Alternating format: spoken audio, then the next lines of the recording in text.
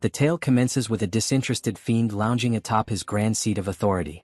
His designation? Kim Jang-kol, once nothing more than a typical postgraduate scholar residing in South Korea. Or at least that's who he used to be. Merely a day prior, he underwent a bewildering transformation, now embodying Kratos, the sovereign of demons and ultimate adversary in the digital universe of his cherished game. A narrative trope indeed.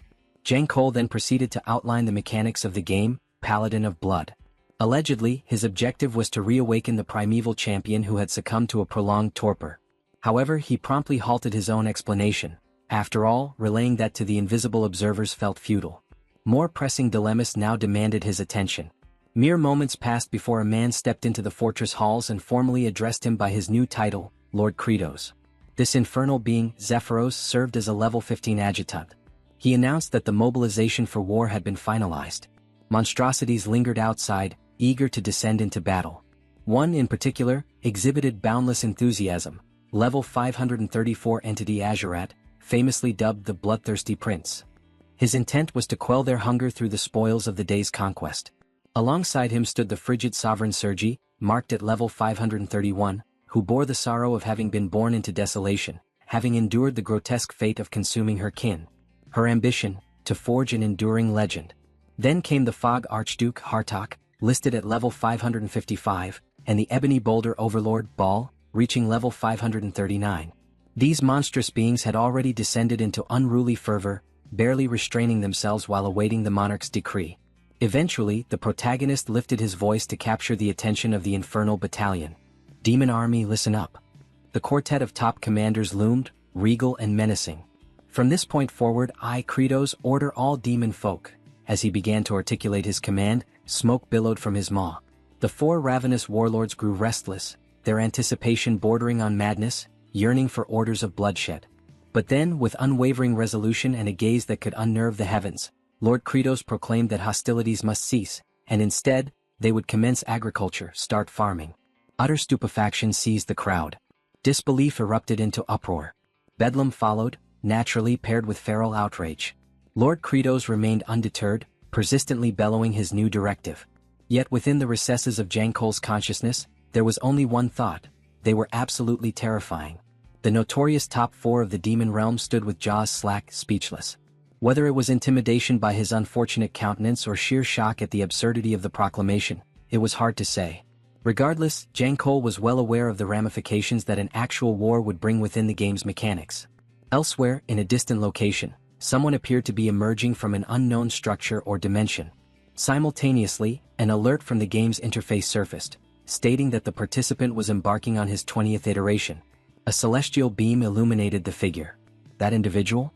A player with a staggering level of 9,990, identified as Aged Kim Chi, a name that haunted Kratos as he was convinced this would be the one to end him.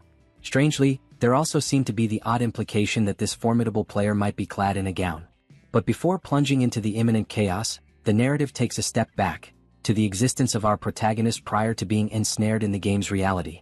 During his mundane existence, Kim Jang-kol had been an agronomy postgraduate, his greatest aspiration being to ascend as a fabulously affluent agriculturist. By his own account, he considered himself a prodigy, having effortlessly sailed through his curriculum with top marks. So distinguished was his academic performance that even his instructor lauded him, going so far as to commission him to draft a thesis on his behalf. Of course, under the polite guise that it would greatly benefit Jang-kol's own scholarly advancement. Someone else requested his assistance on a separate endeavor, while another individual commanded him to till the soil. In the end, Yang Chul had essentially become the top-tier laborer. When fatigue finally overwhelmed him, he began to question the path his existence had taken. All the burden had fallen on his shoulders, while the professors reaped all the accolades. In frustration, he screamed his desire to eliminate all those insufferable individuals. His dopamine reserves were depleted, and he was spiraling into madness. The only relief, the only way to replenish his dopamine surge, was through immersive gaming. A specific title captured his obsession, one notoriously punishing and excruciatingly slow to progress within. No participant had ever completed the game's 19th cycle. Desperate for a sense of fulfillment, he began playing obsessively, foregoing rest entirely. He played through the first round, then the second, and continued relentlessly until he reached the 10th loop. Eventually, he became the inaugural player to conquer Paladin of Blood for the 19th consecutive time. The triumph of being crowned the mightiest in the realm brought him joy, though his appearance betrayed severe exhaustion. He anticipated the 20th cycle would be unbearably nightmarish. Before diving in, he needed to increase his stats. Spiraling, he kept muttering that he would grind levels endlessly and that he was the supreme force. His avatar had reached level 9990, equipped with the most quintessential warrior gear imaginable. Given that the ceiling was level 9999, he resolved to halt the grind there. It had taken him countless years to reach this pinnacle, and now the 20th campaign was about to commence. As he clicked the confirmation button, the screen burst into radiant brilliance. Puzzled, he questioned the phenomenon. His essence was being drawn into the display, it was pulled directly into the television. A flash lit the heavens. His soul accelerated at incomprehensible velocity. Although his physical form remained motionless, internally he was seized by panic. He urged himself to stay composed and apply his intellect. Observing that his form was now a cool blue hue, he deduced that he existed in spiritual form. He reasoned that upon descent he would not perish. Then, as he caught sight of the Tower of Life, a realization dawned: he had entered the game world. The name echoed in his thoughts: Paladin of Blood. He was stunned to find himself before the tomb of the Paladin. Elation overtook him at the thought of inhabiting his in-game persona, aged Kimchi, who was practically maxed out in level. He declared that his era of invincibility and overwhelming strength was about to commence. But as his gaze fell upon his character, resting in slumber, the mood shifted. His digital avatar was a muscular blonde man dressed in an enchanted girl ensemble, wielding a wand shaped like a winged heart. Upon witnessing this scene, a wave of realization crashed over him. He had no desire to morph into that. His soul veered off course. He had no clue where it was headed now. Then his vision settled on the Demon King, poised atop a throne. That too was not his intention. But in the present instant, he found himself occupying the form of the Demon Overlord. He muttered that the situation was driving him insane. His expression twisted with unease as he lamented the moment of idiocy. If only he hadn't entertained that foolish thought upon seeing aged Kimchi, he could have become the most dominant figure in the realm. Now all he felt was regret and foolishness. His attendant advanced down the corridor. Zephyros perceived whispers echoing from within, rumors that Kratos had undeniably diminished in strength. His gaze turned toward the entrance, trying to pinpoint the origin of the murmurs. The voices grew clearer, it was the general speaking. Azurat proposed an alliance to sever Kratos' head and subsequently divide the dominion of the throne among themselves. He justified this mutiny by recalling how Kratos had seized the crown by decapitating the prior demon sovereign. However, Azurat briefly entertained the notion that perhaps Kratos hadn't weakened at all. If that were the reality, any two of the four attempting to overthrow him would likely suffer grave wounds or perish entirely. Sergi responded by suggesting that if Azurat volunteered to act as their shield, they might stand a chance. Annoyed, Azurat retorted with a warning: she could fall to his hand before the plan even began. Meanwhile, Baal voiced no preference. His thoughts revolved solely around his appetite. Azurat challenged the group further, questioning what they would do if definitive proof emerged that the Demon Lord's power had waned. 3 of them responded without hesitation. If it were true, they would eliminate him. Baal once again remained indifferent. Hunger was his only concern. Outside the chamber, Zephyros remained stationed by the doorway. He relayed troubling information to Kratos. Morale within their forces had plummeted entirely. He elaborated that incidents of infighting and cannibalistic behavior among the ranks had escalated. Others had deserted the demon territory altogether without any declaration. Furthermore, he informed Kratos that the 4 supreme demon generals were livid. Word had spread that he had lost his strength, and a coordinated coup was forming to claim his head. This revelation caused Kratos to shiver. He understood the stakes. Should the 4 generals converge upon him, survival was implausible. In short, displaying any semblance of fragility meant certain death. His mind drifted to aged Kimchi. Since he hadn't merged with that form, he pondered whether the character remained inert, an abandoned corpse. The thought crossed his mind that perhaps an invasion into the human domain would have been the superior choice. Zephyros then unveiled a recording dispatched by General Ogmia. The footage featured the tomb of the Paladin. Within the video, aged Kimchi was depicted slaying demons without mercy. One demon in particular appeared terrified, pleading desperately for assistance. Agonizing shrieks filled the air as his eyes were savagely torn from their sockets. Aged Kimchi emanated the aura of a remorseless executioner. Upon witnessing this, Kratos acknowledged that launching an assault on humanity was futile. The way Kimchi operated resembled a deranged killer. Kratos felt resolute. He had no intention of ever encountering him. He would remain entrenched in that location regardless of the cost. Under such conditions he saw only two possible outcomes: appear diminished and be executed by the generals, or enter the human realm and be brutally slain by Kimchi. Either way doom awaited. Despair weighed heavily on him, and he internally lamented his transference to this accursed world. He expressed that even fleeting happiness seemed unattainable. One option remained: stabilize the food crisis and pacify the demon population. Zephyros then inquired about his next destination. Kratos first mumbled an apology, then responded that he intended to survey agricultural lands. Zephyros recoiled, visibly disturbed by the apology. Kratos questioned his reaction. Zephyros elaborated: Kratos was egocentric, conceited, and utterly devoid of etiquette. To hear him say pardon was nauseating and downright disturbing. He urged him never to repeat such behavior. Internally, Kratos was puzzled by Zephyros' attitude. He wondered if perhaps his subordinate was deliberately trying to provoke him. He couldn't tell if Zephyros was simply committed to playing some elaborate role. Zephyros had made only a single appearance, just before the confrontation with the demon sovereign, without any context or background, and that brief emergence ironically contributed to his popularity. At the time, his words were a plea to the revered paladin, informing him that the Monarch of Darkness no longer wished to engage in combat. Aged Kimchi attacked him anyway.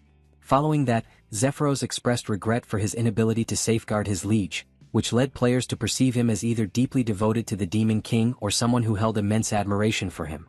Now, Zephyros informed Kratos that his latest failure was unlike any previously seen. Never before had he encountered a Dark Lord who had forfeited so much faith among their own kind. To Kratos, Zephyros was insufferably irritating. The attendant then pulled out a journal and remarked on his intent to cultivate in demonic territory, likening his memory to that of pigeons, fleeting and poor. Kratos reminded him of his own authority as sovereign, warning him not to press further, yet Zephyros persisted unabated. This left Kratos pondering why his subordinate displayed no signs of intimidation. Zephyros elaborated that past demon kings, including Kratos himself, had attempted agriculture in that same wasteland. The brutal and extreme fluctuations in climate rendered the land barren, unfit for crops. Kratos conceded internally. He knew it was desolate terrain, but remained assured that his current strength could bring salvation to it. In truth, farming was a task he loathed, but survival demanded it. Zephyros watched in bewilderment as Kratos began tilling the soil. The sight became comedic when the Demon King inadvertently ingested the dirt. Zephyros remarked that the Dark Lord had now become a destitute figure who consumes soil. He documented the observation in his notes. When Kratos instructed him to cease writing, Zephyros insisted it was merely his duty, asserting that chronicling the ruler's activities was essential. He even scribbled a comment about the apparent decline in Kratos' memory retention. To the Demon King, Zephyros was a persistent nuisance. Upon analysis, Kratos confirmed the soil lacked nutrients. No traces of nitrogen were present. Nitrogen, an element vital to botanical growth, is inaccessible to plants in its atmospheric state due to its molecular structure. Despite comprising 78% of the atmosphere, its tightly bound triple atoms prevent any spontaneous chemical interactions. Humanity had addressed this problem via industrial nitrogen fixation through advanced chemistry, which had sparked a revolution in food supply. Unfortunately, duplicating that process here was unfeasible. There was simply no base substance available to begin cultivation. Then, Kratos reflected on a natural solution: lightning. Atmospheric discharges of high-voltage oxidize nitrogen into nitrites, which then mix with rainfall and seep into the earth. His method would mirror this natural system. It was time for his signature move. Kratos dragged a claw across his hand, drawing blood, initiating his infamous ability, Bloody Strike. The spell simultaneously unleashed electrical energy and moisture, designed precisely to prepare the soil for sowing. He ordered Zephyros to step aside. The pain was sharp and relentless. Kratos couldn't fathom how the deranged Demon King had managed to use such a technique habitually when it stung so violently. Just as he braced himself for the incantation, he sensed something amiss. His gaze drifted, catching the figures of the four great generals observing from a distance. Their presence was devoid of any lethal pressure, but their expressions were clear. They believed their leader had weakened. This revelation startled Kratos. Zephyros casually stated that the Demon Lord had diminished by a full 100%. That statement triggered a thought in Kratos. Perhaps Zephyros was no mere aide but a covert executioner, provoking him intentionally before finishing him off. Still, it seemed preferable to an inevitable death. Resolved, he cut his hand again and activated the Bloody Strike. The result? Nothing. Only blood loss. He winced openly, unable to mask the agony. Then came the generals. One of them stepped closer and inquired if he was feeling unwell. Not a single one of them even bothered projecting any aura of menace. The only thing Kratos could mutter was a curse beneath his breath. Elsewhere, aged Kimchi surveyed the immense landscape before him. Traces of his prior existence lingered in his memory. He had lived through more than a dozen lifetimes and had once been driven by a powerful summons, a call of obligation that guided his steps. But now that directive had vanished, and the once commanding voice had fallen silent. He found himself questioning the very purpose of his continued existence. A somber mood fell over him, his face cast in shadows of doubt. Back with the protagonist, hostile gazes bore down on him like those of predators sizing up prey. Azurat reiterated the fundamental principle among demons: supremacy defined rulership. The most powerful one reigned as Demon King. Inwardly, Kratos admitted his fear. Each of the generals radiated an overwhelming presence, and he was all too aware of just how terrifyingly formidable they were. At that moment he couldn't even access any of his abilities. A question surged in his thoughts: was this how he would meet his end? His limbs trembled uncontrollably, and a fierce expression distorted his face. From Azurat's perspective, Kratos was radiating such palpable energy that it seemed he was charging power even before the clash began. Still, Azurat felt sure of himself.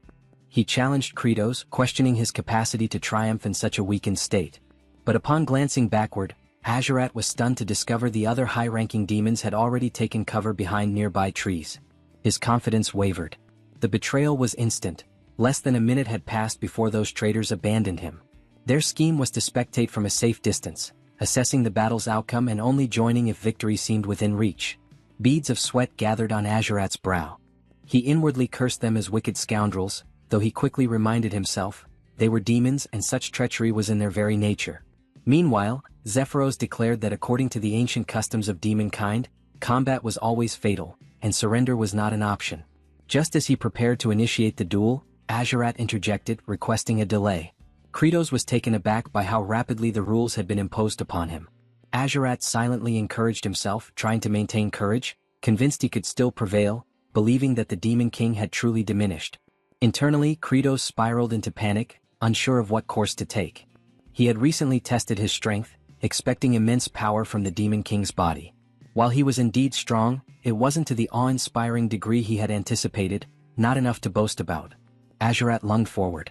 Kratos recognized the maneuver. It resembled either a stabbing thrust or a slicing strike, moves he had studied from the game. He was certain he wouldn't be able to evade it. Yet his body swerved instinctively.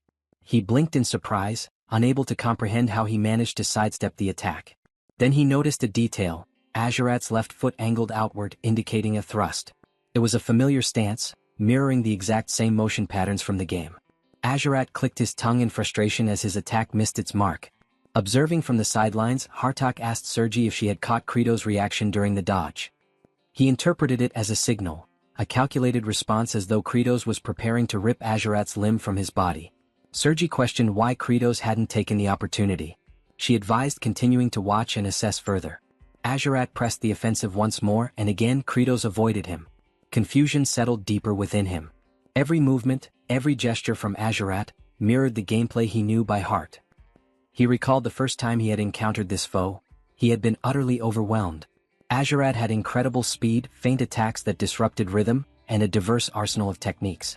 But after suffering defeat once, thrice, and 10 times, it wasn't until his 128th attempt that Kratos finally overcame him. In the subsequent 19 playthroughs, he had mastered every trick, even achieving flawless victories where he was never touched. Now Azurat lashed out again, but it made no difference. Kratos felt secure. There was no way any of Azurat's strikes could land now. The other generals watched in silence. They took note of his confident expression, and it sent a chill down their spines. Azurat continued to barrage him, but Kratos evaded each attack with fluid precision. They noticed the shift. Kratos was enjoying himself. There was amusement in his eyes, as though he was mocking Azurat's weakness. Azurat's frustration grew, while Kratos allowed himself a moment of relief. Even though he could dodge endlessly, he also understood a painful truth: he lacked the strength to finish the battle. Avoidance alone wouldn't lead to victory. Yet, a crucial realization dawned upon him. The realm he had entered operated under the same mechanics as the game he once played. The system acknowledged his comprehension by notifying him that he had grasped a fundamental principle of this world's logic. As he glanced at the interface, he likened it to the narrative pop-ups commonly seen in digital comics. The display indicated that his recent evasive maneuvers, executed with intense focus, had granted him a reward. A portion of the interface typically reserved for user-controlled avatars had now become accessible. A targeting module had been enabled. Kratos stared as a reticle appeared, precisely aligned with Azurat's forehead. He instantly recognized the feature. It was the same mechanic employed when unleashing advanced techniques. Understanding its implication, he scratched his palm once again and activated Bloody Strike. The technique generated an orb that discharged lightning, directly striking Azurat. The remaining generals were taken aback. The watching demons who were observing the duel remotely erupted into celebratory cheers for Kratos. Azurat's attire had been reduced to scorched remnants, and now he was down on his knees, coughing amidst the settling debris. Kratos was astonished that Azurat had survived the Bloody Strike, an ability that, within the game, resulted in immediate death. Concern surged through him. He realized Azurat was already beginning to regenerate, and it would be only a short time before he was fully revitalized. He launched another bolt of lightning at him. He repeated the action relentlessly, delivering wave after wave of electric strikes. The other high-ranking demons began to tremble, disturbed by the sight. Their fear stemmed from Kratos' ruthless onslaught, an assault engineered not to end Azurat's life, but to torment him, ensuring he remained alive through the pain. In truth, Kratos was panicking internally. He had no clear idea how to finish Azurat, whose endurance seemed limitless. The system alerted Kratos with an unexpected message. All of Azurat's clothing had been completely obliterated, and he now stood exposed. The message confused him. It felt absurdly inappropriate, as if the interface had mischaracterized him as some deviant. Another prompt followed. A new functionality had been activated, equipment removal from the inventory had been enabled. This piqued his interest. He speculated there might be valuable gear available. He accessed the inventory, only to discover that the sole item present was the outfit he currently wore. There was nothing viable for immediate use. Resigned, he resolved to neutralize Azurat first. Despite the demon's regenerative capability, which ensured his return to fighting condition, Kratos knew he needed to act quickly. An idea surfaced. Since Azurat hadn't perished, he remained a valid target. By continuously deploying Bloody Strike, he could saturate the terrain with immense quantities of nitrogen, a strategy that would serve a dual purpose. He privately praised his own ingenuity. He assessed the expressions of the other generals, anticipating fear in their eyes. To confirm their intimidation, he issued a command to Sergi. He instructed her to restrain Azurat securely. Sergi interpreted the directive differently, believing it to be a calculated act to disgrace both herself and Azurat by binding a naked figure in such a degrading fashion. Nonetheless, Azurat was affixed to a cross. That was the initial step, constructing a conduit for the upcoming lightning barrage. Azurat remained unconscious while being positioned. Minutes passed before he stirred and declared his full recovery. He mocked Kratos, stating that his inability to kill with Bloody Strike proved his decline in strength. He vowed to decapitate him. But Kratos had moved on to the second stage. By executing Bloody Strike, he aimed to oxidize atmospheric nitrogen into nitrite. He instructed Hartok to envelop the entire area in thick fog. The haze needed to be so dense that moisture would drip freely. Hartok, interpreting the plan as a means of amplifying the torment, concluded that Kratos was enhancing the lightning's conductivity to increase the pain. He admired the inventiveness of the approach, admitting it was an enlightening experience. He complied, conjuring the mist. This was the third phase, diffusing the fog. The fourth phase followed, strike and repeat. Kratos continued activating Bloody Strike, pushing his limits to the point of personal agony. Zephyros observed with an indifferent expression, unmoved by the spectacle. Meanwhile, the generals stood in stunned silence, overwhelmed by the sheer intensity. Azurat endured repeated blasts over and over again. Kratos found satisfaction in the process, not just for subduing his opponent, but because in doing so he was enriching the soil with nitrogen, rendering it fertile ground for cultivation. He imagined a prosperous yield awaiting him. That single thought filled him with anticipation. He unleashed another strike, continuing the cycle until twilight descended. Eventually the protagonist examined the earth. Satisfaction settled over him. All that remained was to maintain the infusion of nitrogen using the same method. His subsequent objective was to enhance the soil's quality. The current state of the terrain, loose, poorly bonded, with an inconsistent texture, prevented proper oxygen flow and retained excess water. For successful cultivation, a friable, crumb-structured soil was essential. Hence, the next necessary step was to produce fertilizer. He issued a command of utmost importance. He demanded organic waste. The high-ranking demons were staggered.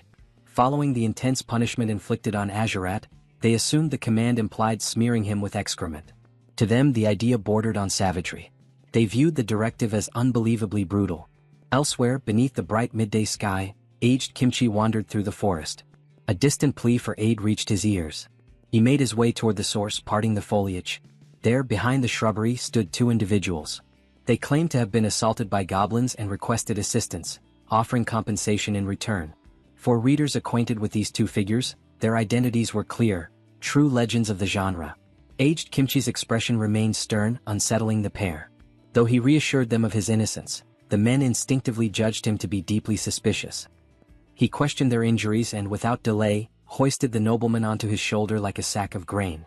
The other man was instructed to guide them forward. While being carried, the noble remarked on Kimchi's strength. He introduced himself as Ravage Azrahan, with his companion identified as Dayal Frontera, an homage to the iconic characters Lloyd and Javier. When Ravage inquired about Kimchi's identity, the reply was that it remained a mystery yet to be solved. For those unfamiliar with the Greatest Estate developer, the scene hinted at future coverage of the series. Back at the demon stronghold, the trio of commanders appeared exasperated. Hartok questioned how they were expected to simply produce feces. He sarcastically suggested if they were meant to create it on demand. Sergi shouted in dismay, appalled, revolted, and clearly overwhelmed. She spiraled into panic. Bal admitted he hadn't eaten in a considerable time and thus couldn't contribute. He speculated that Sergi was equally incapable. She snapped at him, refusing to discuss such matters. Hartok, unwilling to donate his own waste, proposed a more aggressive solution, coerced the lower-ranked demons into providing it. Soon after, in a demonic village, a desperate creature pleaded with them not to proceed. The unfortunate soul protested that he couldn't relieve himself while being observed. He begged them to step outside. Another soldier retorted that similar requests had been made before, yet no progress had been achieved. Hartok grew impatient, demanding results. He confirmed with the demon that, despite all effort, there would be no outcome. The creature confessed he hadn't eaten in days. Frustrated, Hartok seized the demon, summoning his power. He thanked the poor thing for the accidental inspiration. He attacked him, eliciting a painful cry. The assault was cut short when Bal intervened, gripping Hartok's wrist. Hartok asked what the interruption was for. Bal clarified that piercing the abdomen would be fatal, eliminating any chance of obtaining the needed material. He explained that the demons must remain alive to yield the waste required. Hartok released the demon and, surprisingly, praised Bal's insight, especially coming from someone like him. Yet, he followed with a threat, suggesting they feed the villagers Bal's flesh to stimulate production. Bal prepared to retaliate. The captive demon trembled as tensions escalated. Hartok and Bal were moments away from clashing when a powerful voice roared across the area, demanding an explanation. It was Kratos. A single application of bloody strike sent both to the ground. Infuriated, he reminded them that humans weren't the only beings capable of defecation. His irritation was palpable. He proceeded to inform them that excrement lacking nutritional substance held no utility. What they required was waste matter rich enough to serve as effective compost. Zephyros, perplexed, inquired about the meaning of compost. Kratos clarified that it referred to a component that delivers nourishment to the soil. Typically, such compost is formulated using wood ashes, unwanted vegetation, dirt, broken eggshells, and poultry droppings. For the ashes and weeds, they could repurpose the abandoned homes they had encountered earlier. The complication arose with sourcing eggshells and bird waste. Suddenly, a memory surfaced. He instructed Zephyros to fetch the territorial map. Once unrolled upon the surface of a table, it confirmed his suspicions. It was the identical layout he had encountered within the confines of the game. This meant that if he reached a specific location, he should be able to locate what he sought. He was referring to the nesting grounds of the infernal seabirds. In the game environment, flocks of them populated the area extensively. It implied that these creatures absorbed abundant nutrients from the lands of humans, and subsequently deposited both their excrement and eggs in that territory. Kratos considered it an ideal collection point. Zephyros hesitantly asked if the demon sovereign truly intended to gather waste from the seagulls. Kratos acknowledged the accuracy of the observation. Zephyros then disclosed the name of the area, the Cliff of No Return. There were no platforms or resting points, and anyone unfortunate enough to fall would be consumed by violent tides. Kratos confirmed that he was already aware of those hazards. The reason such a place was beyond player reach in the game was because it lacked systematic access. But in this reality he was confident in his ability to scale it. Upon arrival, the scene was unforgiving. Surging waves and towering stone columns dominated the surroundings. The commanders were bewildered by their liege's intentions. Many had attempted to hunt those seabirds in the past. Each endeavor had ended with the hunters succumbing to the sea's wrath. Kratos explained his strategy. He would ascend the cliff and hurl down a sack filled with excrement and eggshells. He commanded the generals to ensure it would be caught. If successful, everyone would have sustenance. Ball stood in silence. In his mind, he recalled the gaunt demon Hartok had strangled earlier, along with the emaciated figures lining the streets. The ocean's surges remained relentless. As Kratos prepared to leap, memories of his 13th playthrough surfaced. He had tried countless methods to reach the peak. Hundreds of failed attempts, dying repeatedly, had defined that journey. But now he leapt, watched intently by the generals and Zephyros.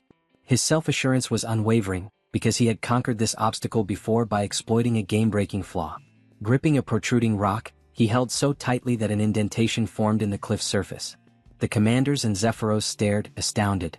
Without delay, Kratos summoned his inventory and unequipped every article of clothing. The sight left them stunned. Only portions of his form, his hair, his flexed arm muscles and his rear, were visible. The group struggled to contain their amusement at the absurd image. Kratos pushed his weight off the ledge, needing to rotate his torso. Sergi flushed and averted her face. Yet even as she turned, her eyes flicked back with thinly veiled curiosity. It became apparent, she harbored intrigue regarding the demon lord's anatomy. Kratos proceeded to rotate his form, once again removing all garments. His bare backside appeared again. Then he twisted and re-equipped his outfit. Once more he spun and disrobed, exposing himself. He repeated this cycle of rolling and equipping. With each motion upward, he advanced closer to the summit. The repeated appearance of his rear became almost comedic in nature. And at last he reached the top. He stood firmly atop the precipice, clothed and composed. Within a realm governed by a game-like structure where equipment management and inventories operated like coded functions, and where boundaries marked unreachable zones on a virtual map, Kratos had pieced together all these elements. Through observation and trial, he became certain that reaching this forbidden edge was indeed within the realm of possibility. Baal, driven by the demon sovereign's promise of nourishment, resolved to lend his assistance. Zephyros grew alarmed by Baal's sudden initiative and attempted to halt him, but Baal had already launched himself forward, intent on following the monarch. Zephyros's cries drew Kratos' gaze.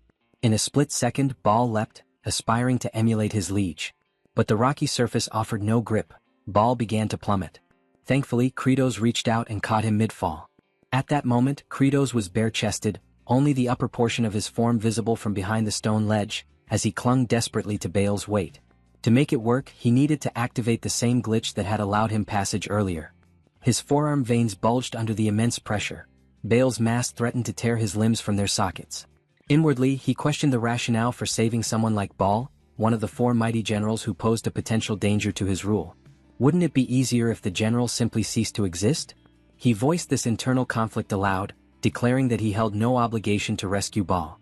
While gripping the general, Kratos' mind wandered back to a memory, a time when a peer, eyes red and voice cracking, had come to him for assistance.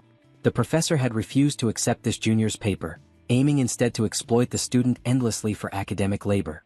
The young man had pleaded with Kratos to speak with the professor, believing that the educator would heed the words of Jang Kyol, the most favored scholar. That youth had admired him. Since he was already serving as the top workhorse, perhaps the professor would be swayed. But fear had gripped him. He'd worried about jeopardizing his position, about placing himself in disfavor. So he told the boy that it wasn't his concern and walked away. And ever since he had wondered, what if he had stepped in? What if he had tried just a little harder? If he had pushed himself to his limits, perhaps the face that haunted him in memory would have worn a smile instead of despair. Now that same sensation welled up as Baal clung to him. In that moment of suspended peril, Kratos resolved to do what he hadn't done then. He clenched his jaw, braced himself and shouted with all his might. His bones groaned under the strain. Summoning every ounce of his physical capability, he heaved the general upward, throwing Baal atop the cliff. The large figure crashed onto the stony surface. Meanwhile, Kratos cradled his fractured arm, pain evident in his posture. Baal, stunned, observed his sovereign's self-inflicted injury. The demon lord had risked his own well-being without necessity. Baal, overcome with emotion, questioned why. For a time, Kratos said nothing. Then, in quiet solemnity, he offered the reason. It was a choice that carried less pain than turning his back on those who relied on him and facing the regret of abandonment. Baal trembled. Moisture welled in his eyes.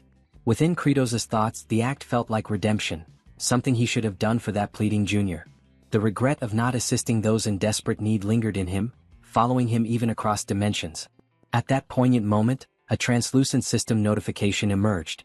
It stated that even while still not fully acclimated to the vessel of Demon King Kratos, he had exerted every fiber of strength. As a result, he had earned Baal's genuine gratitude, one of the four supreme commanders. Kratos became aware of the depth of that appreciation. To honor this milestone, the system activated a new feature. From now on, bestowing upon the army a shared sense of deep satisfaction would reward him with a substantial number of points. He reflected on the substantial quantity.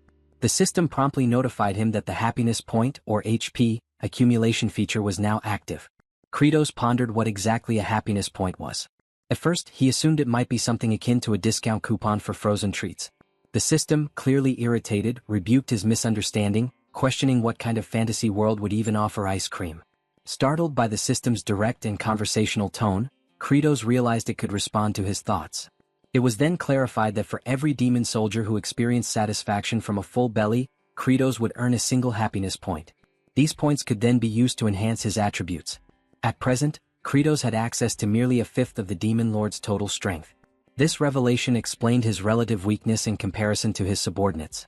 The system encouraged him to develop all 5 of his attributes and strive to unlock the Demon Lord's full capabilities. Curious to try the function, Kratos attempted to increase his stamina by 10%. A notification appeared, explaining that the cost for such an upgrade would be 50 happiness points, a steep price in his view. The system further revealed that abilities could also be upgraded.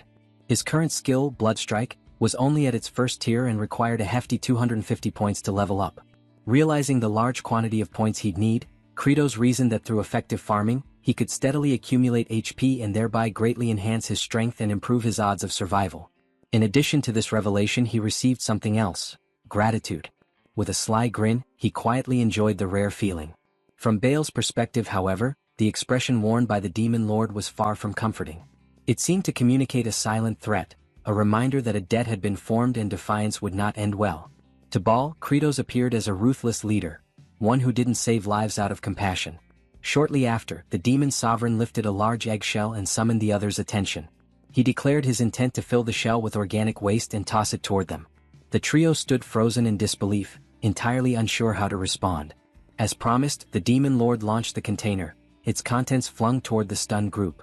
The unexpected barrage caused uproar. They had no time to react. It was quite literally a storm of filth. The 3 generals were overwhelmed, certain they had reached their limits. Meanwhile, Kratos believed this was only the beginning. He demanded full dedication to agriculture. The essential elements of natural fertilizer, seabird droppings, fragmented eggshells, scorched wood remnants, and properly tilled soil, needed to be blended thoroughly. He summoned Sergi for this task and instructed her to pulverize and combine the materials. Sergi was dumbfounded. The command seemed beneath her station. Despite her numerous limbs, which made her ideally suited for the work, she was incensed. Proclaiming her status as the frigid monarch, she armed herself, stating that her appendages were not intended for menial duties like compost preparation. However, the intense gaze of Kratos silenced her. He offered an alternative, a simpler task. He directed her attention toward Azurat, who still emitted faint wisps of smoke from the electric blast he had received. All she had to do was remain in place. A straightforward job, no? Thus, the regal monarch of ice became an unwilling mixer of compost. Rumors suggested she remained in that role to this day. Internally, Kratos was close to losing composure. He reminded himself that these generals were all volatile, and one misstep could easily end in disaster. But then he reminded himself of his position. He was the demon sovereign.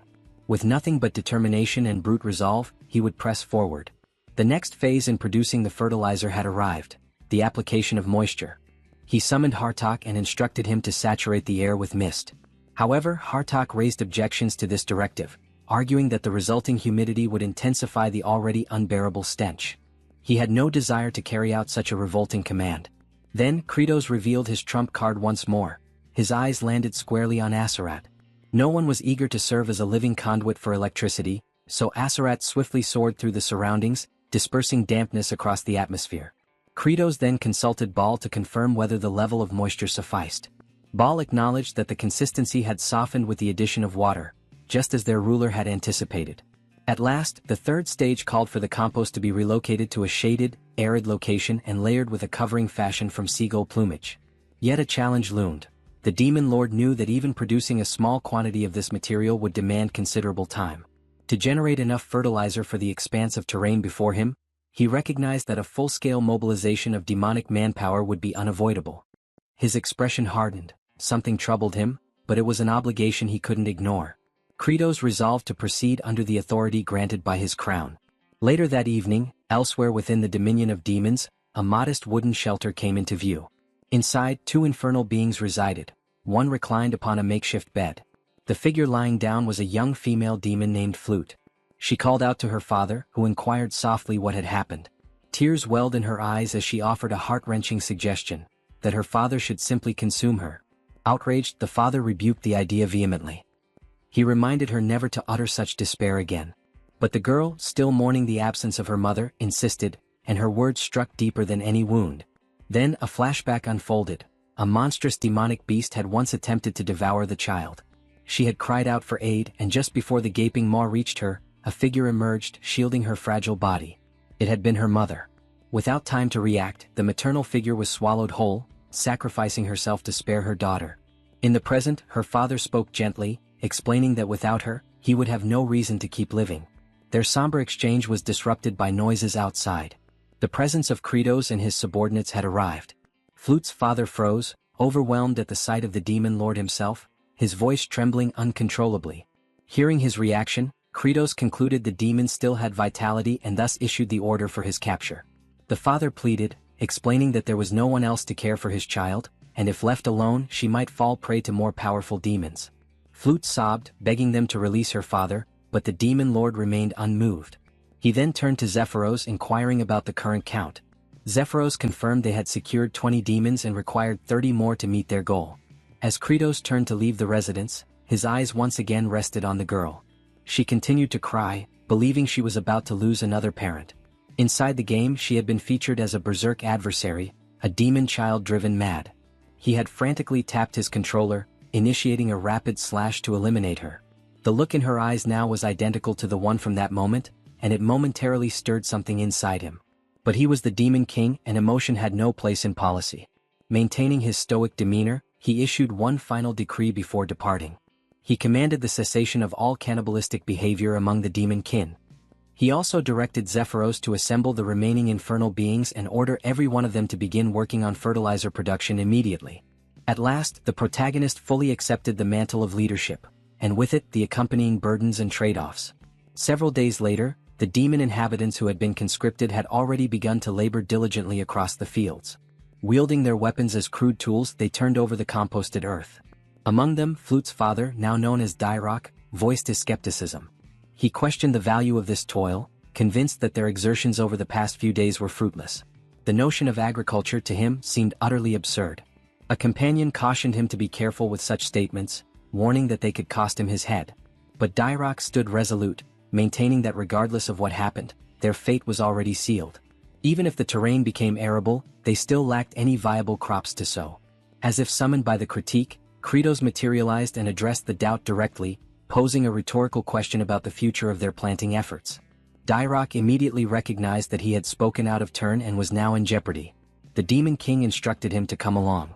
What Dyrok was unaware of was that Kratos had already identified a potential answer days prior. On the very occasion he had faced opposition from his high-ranking officers, a particular violet blossom had caught his eye. He had instantly recognized it as a candidate for cultivation. And so, he guided Dyrok to stand before this same flower. Kratos informed him that they would be planting the roots of this plant. Baal and a segment of the agricultural unit had already retrieved samples from different areas. Dyrok, now unnerved, humbly explained that the root of this flower was inedible, capable of inducing severe stomach agony, even fatal consequences. The demon sovereign then tugged the flower from the ground, stating plainly that this was the only resource at their disposal. The trial to determine its edibility should have concluded by now, he added. Dyrok was stunned by the revelation. His composure nearly shattered.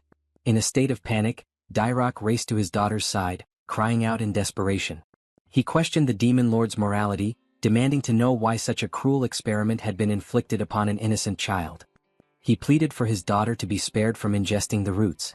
Barging into their home, Dyrok halted abruptly at what he witnessed. Flute, appearing far healthier than before, was cheerfully consuming the roots without discomfort. Dyrok, trembling, asked in disbelief if she truly felt fine. Flute affirmed that she did. She also mentioned that both Zephyros and Baal had fed her the same food the previous day, and she hadn't experienced any ill effects. At that moment, Kratos re-entered the scene and inquired whether Dyrok had now come to trust him. In the past, Kratos explained, there had been humans from a distant region who had also managed to transform this very toxic vegetation into a safe food source. They succeeded in growing it and overcame their hunger crises. With a wicked grin stretching across his face, the Demon King unveiled the truth, that this very plant was now recognized in the human realm as the potato. Flute looked up and sincerely expressed her gratitude, thanking Kratos for his compassion toward someone as insignificant as her. At that instant, a translucent prompt manifested before the Demon King. The system had taken note. A portion of the demon population was now content from being well-fed, and Kratos had earned his first happy point. The counter increment, 1 point added. A display showed the current tally of HP. Kratos was genuinely taken aback by the notification. He looked once more at Flute, who beamed with genuine warmth. Then a memory surfaced, a recollection from when he had been merely a player. It was that same Flute, rendered within the game, a naive demon child who had been coerced into doing terrible things just to survive. The image back then starkly contrasted with what stood before him now. A faint smile crept across Kratos' face. He acknowledged to himself that, as a demon lord, perhaps he didn't always need to wear a stern mask. He smiled, awkwardly, perhaps grotesquely. But it was a real smile. Internally, he mused that a little demon like her just needed to eat well and grow up strong. Unfortunately, this sentiment was wholly misunderstood. His attendants misread his intentions, interpreting the look on his face as sinister. Baal, in particular, assumed the Demon King had ulterior motives, that he was merely fattening the girl up to devour her later. To him, Kratos was the embodiment of a truly malevolent monarch. Yet, unbeknownst to them, the expression Kratos had revealed was the one he had always hoped others would see, though it could not have been further from the truth. Following those events, it was revealed that the most remote location within the expansive dominion governed by the Demon Lord bore the name Chavain de Antir. The entire region was segmented into 5 distinct sectors, and this frigid expanse lay within the most secluded one. Temperatures plunged to icy extremes by nightfall, only to surge into sweltering heat during daylight, a climatic pattern reminiscent of the high-altitude terrain of the Andean Plateau. In historical accounts, inhabitants of the Andes often faced food shortages, leading them to consume wild tubers laced with toxins. But did such desperation lead to extinction? On the contrary, humankind exhibited a remarkable talent, the ability to transform harmful provisions into digestible sustenance. That very human ingenuity was now being emulated by Jeshiel, now recognized as Kratos, the reigning demon sovereign. Soon after, Dirac appeared and informed the Demon King that the tuberous roots had already been positioned across the cultivated terrain. In response, Kratos instructed Baal to pulverize them. Without hesitation, Baal launched himself high into the air, landing with tremendous force to smash the roots beneath his immense weight. Under such crushing pressure, those potatoes stood no chance of remaining whole. Baal's task was far from over, as he would be repeating this action throughout the entire day. Kratos had devised a meticulous process. The roots were to be frozen under the cold night sky for 5 consecutive evenings. Then, under the scorching heat of the day, they would be softened and subjected to Baal's powerful impact. This repetition, freezing, thawing, pounding, would extract the poisonous content and allow it to dissipate. Once this cycle had been executed enough times, the remnants would be dried, preserved, and lightly heated for consumption. Thus was created the Demon Realm's version of chunyo, wild potatoes rendered edible through careful preparation. The narrative returned to Kratos, who summoned Zephyros and instructed him to assemble the group of demons assigned to fertilizer production. Wearing a wicked grin, the Demon Lord declared that it was time for a break, snack time to be precise. He anticipated that his underlings would savor the food. As distribution commenced, the demons formed a queue, awaiting their share. Kratos announced that only 2 pieces would be allotted per individual due to limited supply. Zephyros, noting the sizable reserve of processed potatoes, inquired whether additional portions could be produced. Kratos expressed skepticism, stating that the remaining quantity wasn't sufficient to nourish the entire legion. Instead of consuming all of them, he planned to replant the tubers, allowing them to multiply exponentially. Moments later, as the wild potato portions were distributed, hesitation filled the air. The farming squad looked uneasily at the unfamiliar food, memories of lost kin weighing heavily. Dyrok stepped in, reassuring them that the Demon King had neutralized the toxic effects and that the roots were now safe for consumption. However, a particularly eccentric demon with a bizarre haircut mocked Dyrok, calling him naive. He gestured toward Kratos, describing him as a sinister figure who wouldn't distribute food without an ulterior motive, likely intending to poison them. Yet Dyrok remained undeterred. He boldly took a bite of the food. All eyes followed his chewing, their tension growing until he casually swallowed it. With tears brimming in his eyes, he shouted praise for the Demon King. The rest of the laborers, observing Dairock's survival, promptly devoured their portions as well. And soon a second line formed, they eagerly sought more. Dairock, basking in his moment of vindication, was filled with pride. It was true, the Demon Lord had genuinely provided them with edible nourishment. The odd-haired demon, now swayed, began to lead a chant. Raising his left arm, he bellowed with enthusiasm, "Yes, Kratos." The Demon King, however, was unimpressed by the awkward slogan and silently resolved to replace that ridiculous cheer at a later date. Off to the side, Zephyros studied Kratos' expression. He noted that the Demon Lord's countenance reflected unwavering belief that even in this barren wasteland, he would produce viable food. In that gaze, Zephyros sensed the possibility that Kratos might indeed be the one to finally end the cycle of starvation and despair that plagued their kind. At that very moment, the interface reappeared. A system notification declared that a segment of Kratos' forces was content due to having eaten. This time, the tally rose by 50 happy points, a reward for successfully feeding 50 members of the agricultural squad. The new cumulative total displayed boldly: HP equals 51. The protagonist observed the unfolding scene with visible amusement. A subtle grin crept across his face as he internally acknowledged that the total number of points accrued so far was quite respectable. With this accumulation, he could now afford to bolster his strength a bit. However, a decision had yet to be made on which attribute would be prioritized. At the moment, he remained uncertain. Perhaps it would be more prudent to continue stockpiling points for the time being. While he contemplated dividing labor between the fertilizer production group and the wild potato extraction team, Zephyros began to rally the attention of the field workers. The astute assistant had devised a plan to spread word throughout the village that a consumable crop could now be cultivated even in this desolate terrain. An incentive was offered. Any demon who unearthed wild potatoes would receive food coupons redeemable for chunyo. The announcement stirred celebration among the farming squad, while Kratos quietly evaluated Zephyros. He mused that the subordinate was every bit as clever as he appeared. Despite his irritating personality, he was undeniably one of the most resourceful allies in the group. Thanks to this campaign, the village demons diligently scoured the earth, unearthing every last wild potato. Meanwhile, fertilizer grinder Sergi and artificial precipitation specialist Hartok remained hard at work, each fulfilling their respective assignments. Lastly, Aserat, still securely restrained, awaited his next relocation. Kratos had merely been shifting the location where his living lightning conductor would be positioned. Upon determining the most suitable area, preparations were finalized. The Demon Lord then proceeded to discharge a series of electric bolts upon the familiar target, harnessing Aserat's endurance for the benefit of nitrogen enrichment. He truly toiled to ensure proper soil infusion.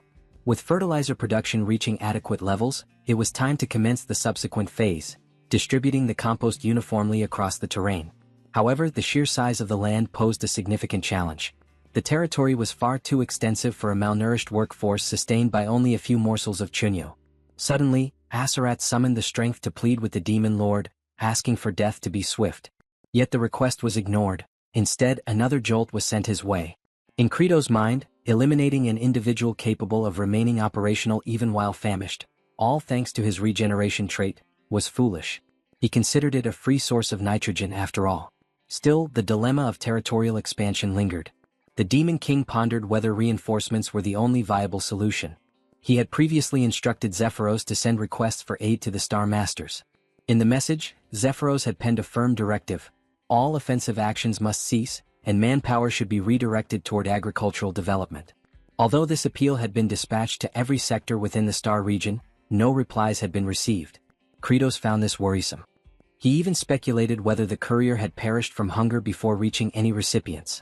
A serious problem loomed if farmland expansion could not proceed swiftly. Elsewhere, in the realm of the demons, the first star zone, named the Cliff of the Dead, harbored its own developments. A servant knelt before his superior, relaying a reconnaissance report. Demon Lord Kratos had genuinely begun agricultural operations and seemed to have succeeded in creating edible sustenance. The master of this domain sighed, attributing Kratos' actions to fear, specifically fear of himself. This sinister figure, one whose power amplified with each demon's demise, interpreted Kratos' agricultural efforts as a tactic to halt both warfare and famine, thereby slowing his own growth. This elderly, Zeus-like entity was Saruthal, overseer of the First Star region and commonly referred to as the Father of the Dead. It was disclosed that his subordinate had already intercepted and eliminated the messengers dispatched to the other star sectors. In essence, the appeals for aid had been silenced, reaching no one beyond Saruthal's domain. The ruthless overlord was resolute. Demons must perish from starvation. Only then would their corpses serve as nourishment for him and his forces. Saruthal declared his intent to exterminate Kratos and claim the demon throne for himself. He issued a critical mission to his adjutant, Fikimir. The order was simple yet grave: annihilate every vestige of Kratos' agricultural progress. With an ominous tone, Saruthal formally proclaimed war. Fikimir, ignited by the opportunity for conflict, bristled with excitement. Back at the location of the designated living lightning conductor, Asarat shuddered as a biting gust swept through the area. Fikimir eventually disclosed his presence. He remarked that Kratos was exceptionally cruel for reducing Asarat to a breathing husk, merely to serve as a deterrent to others. He then reassured Asarat not to fret, explaining that his superior, Saruthal, appreciated his fierceness and would gladly welcome him once Kratos was eliminated. Fikimir summoned his elite unit, phantasmal entities known as wraiths. With manic enthusiasm, he bellowed a command to obliterate the barren land beyond repair. The spectral soldiers lost no time and gleefully embarked on their destructive rampage. One of them stumbled upon the compost scattered across the ground, and in his typical cluelessness, Fikimir instructed them to fling the waste across the terrain, cackling in delight. He reasoned that the enemy might attempt to reclaim and reuse the manure, so it should be evenly distributed to prevent retrieval. With blind zeal, the wraiths dutifully worked the material into the earth, dispersing it so thoroughly that no visible traces remained. Fikimir's unhinged laughter echoed, while Asarat watched the ridiculous display with an expression of disbelief and silence. He could only exhale in resignation. He recalled Kratos' exact instructions about finely grinding the manure and mixing it deep into the land. Ironically, this very task was now being accomplished by Fikimir, who remained blissfully unaware of his contribution. In Asarat's mind, a lingering question arose: what exactly are these fools trying to accomplish? The following morning, just before sunrise, one wraith commented on the endless nature of their assignment. Nevertheless, his peers remained tirelessly committed to their labor. When he voiced his complaint, he was promptly scolded for slacking.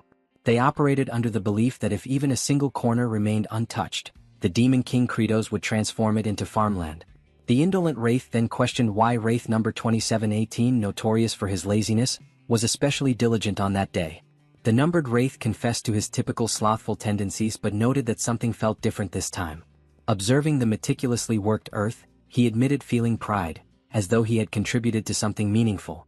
The lazy wraith was left dumbfounded. After clicking his tongue in annoyance, he declared that he too would be a fool for the day. He resumed tilling beside the others. Unexpectedly, the scene took a turn. So focused were the wraiths on their exertions that they lost track of time. When dawn broke, they had failed to retreat, and all perished beneath the morning sun. Yet they passed with contentment, gratified by their efforts. The once empty fields were now cultivated with purpose. All phantoms in the expanse had faded, except for Fikimir. With tears welling in his eyes, he mourned his comrades, proud of their dedication. He silently wished their souls would find repose and wondered with solemn anticipation how Kratos would respond to their unintended accomplishment.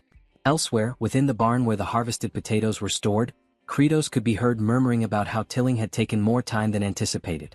Gazing at the dormant vegetables, he explained to Zephyros that potatoes in such a state wouldn't sprout, rendering immediate planting ineffective. He likened the condition to a tuber peacefully resting underground, abruptly yanked out by its stem, thrown into shock and left biologically frozen.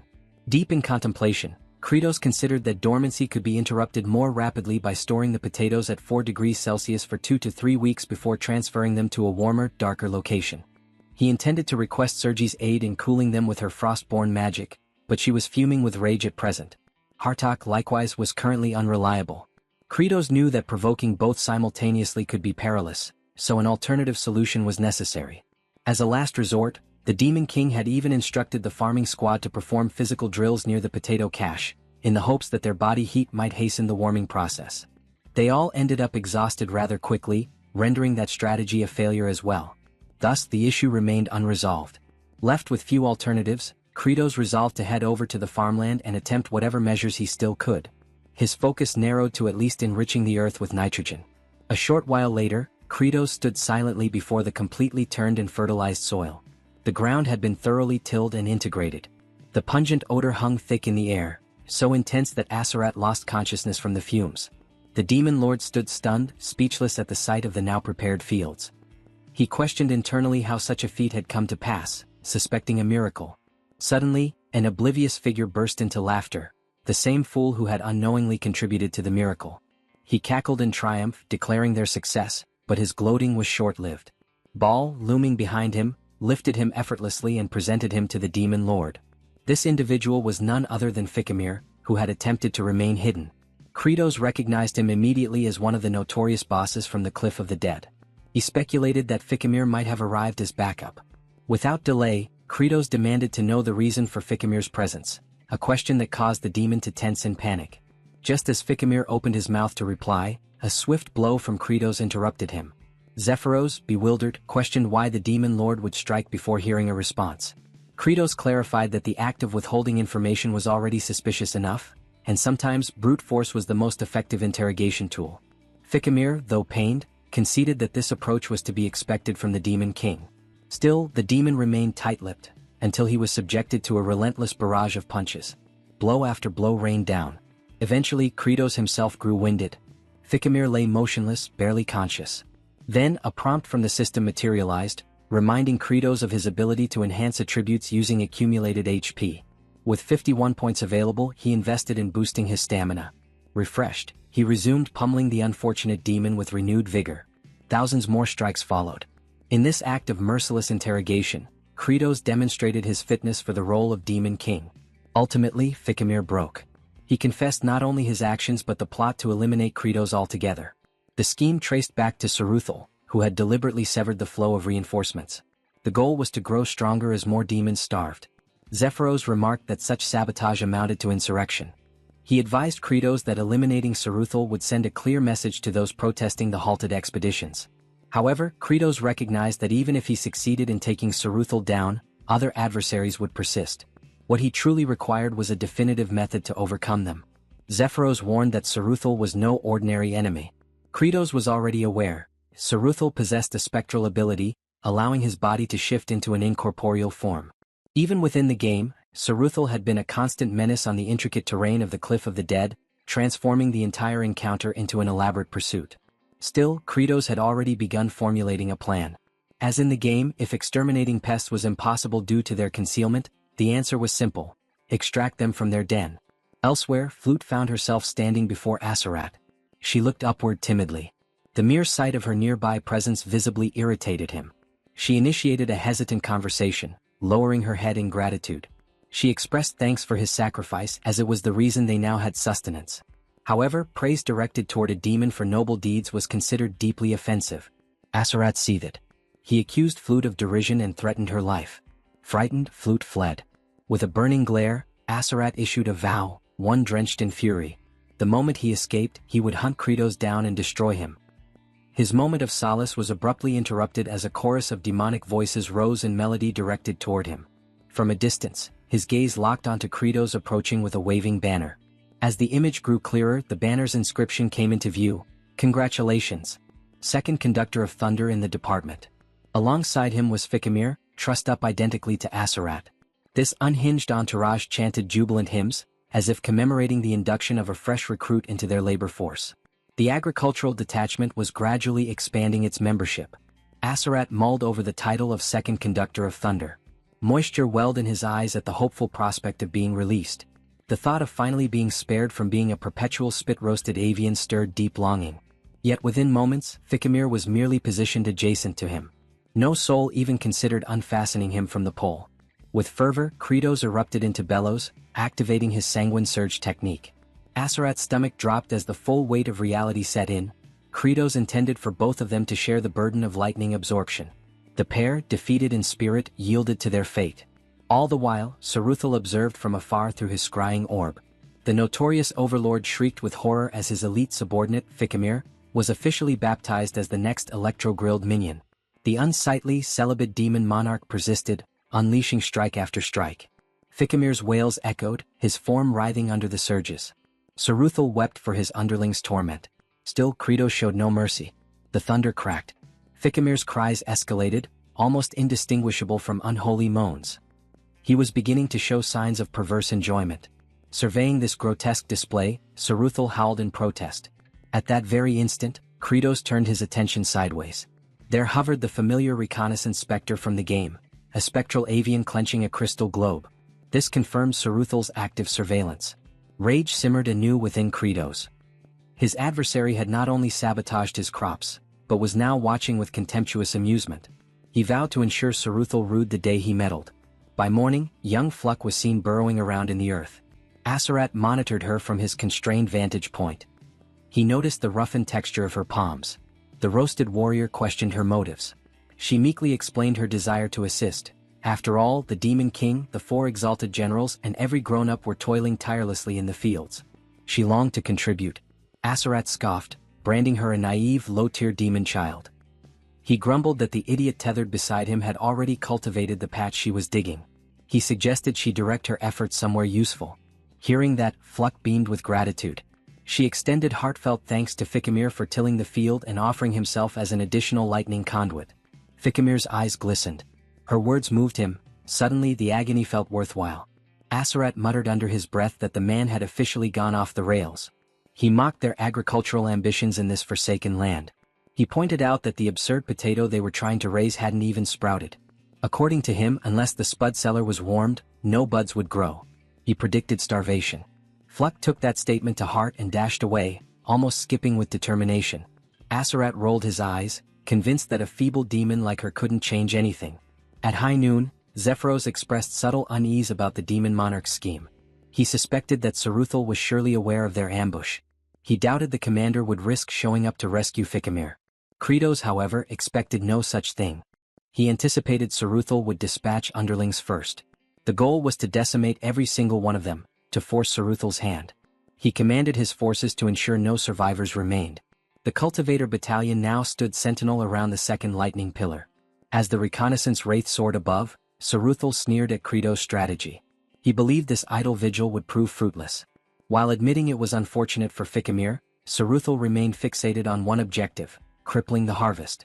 He deployed his crop wraiths.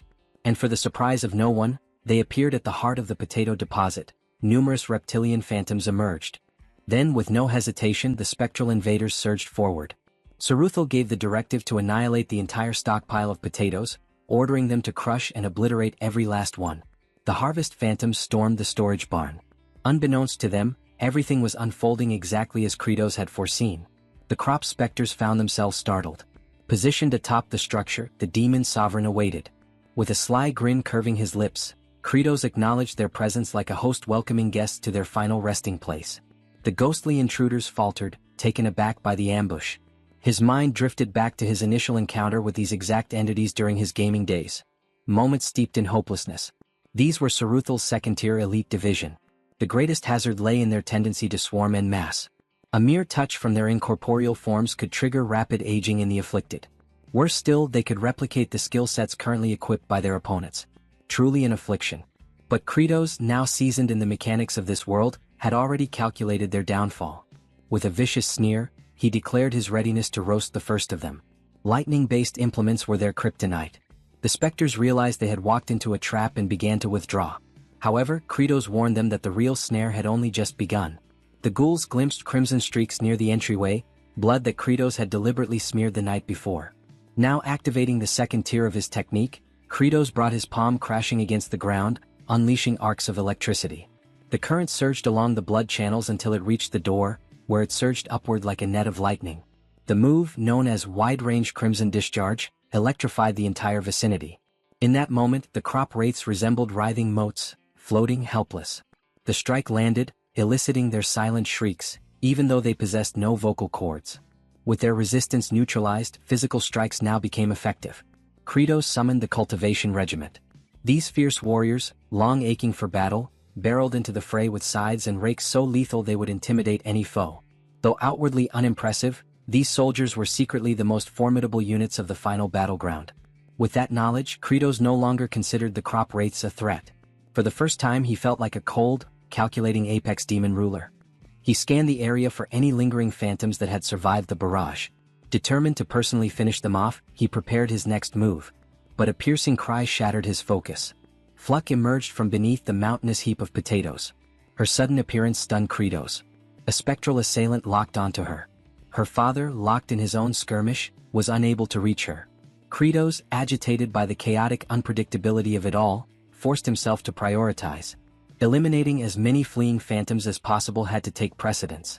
Still, his eyes stayed fixed on Fluck. He knew the range of his crimson discharge wouldn't reach her position. In a desperate act, he hurled a potato toward the ghost. Of course, he knew it was futile, but instinct took over. The vegetable bounced off the specter's head, which then caught it mid-air. To his astonishment, the tuber began to pulsate like a capturing sphere. A pink vortex enveloped it, and the creature's essence was absorbed into it. Then, poof, a faint sound echoed. The soul emerged from the potato and ricocheted toward the stockpile. Distracted, the remaining crop wraiths retreated unnoticed. Kratos blinked in disbelief at what had just occurred. The potato had sprouted. Suddenly, understanding dawned.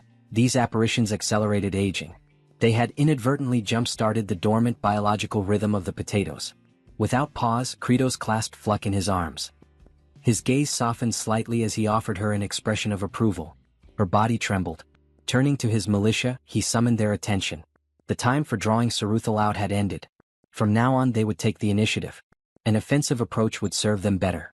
Elsewhere, someone's eyes fluttered open. Confusion clouded their vision. The location was none other than Lightning Pole number 1. It was Aserat. His mind muddled, he pondered his own identity and purpose. The warm sunlight bathed his face, and he felt a fleeting moment of gratitude. Then his stomach let out a deep growl. He came to understand that, despite his condition, a deep yearning for existence still burned within him. His focus shifted when he heard his name being called. It was Fluck. She expressed her gratitude, explaining that thanks to his tip regarding potato sprouting, everything had turned out well. She had even received a generous supply of chunyo as a result. She went on, mentioning how Kratos had assembled a considerable force of agrarian warriors. Yet, by this point, Aserat was no longer registering her words. His entire attention had zeroed in on the food she carried. The moment he laid eyes on the edible chunyo in Fluck's possession, his mind unraveled. Overwhelmed by hunger, he fixated on the meal. Aware of his craving, Fluck attempted to feed him by tossing a piece his way. Unfortunately, the morsel struck him square in the eye. Letting out a sharp groan, he threatened the child in irritation. Apologizing, she tried again. This time, she launched 3 pieces simultaneously, hoping at least one would land correctly. One chunk successfully entered his mouth, while the other 2 landed on his eyes once more. Despite the pain, tears welled up in his eyes, not from sorrow but from the sheer flavor. As he chewed, the delight overwhelmed him. At that moment, a notification arrived for Kratos. A member of his demon legion had experienced joy. 1 happy point was added. His cumulative total now stood at 302.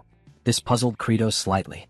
With the latest batch of recruits who had eaten chunyo, the total should have been 300 demons and Fluck.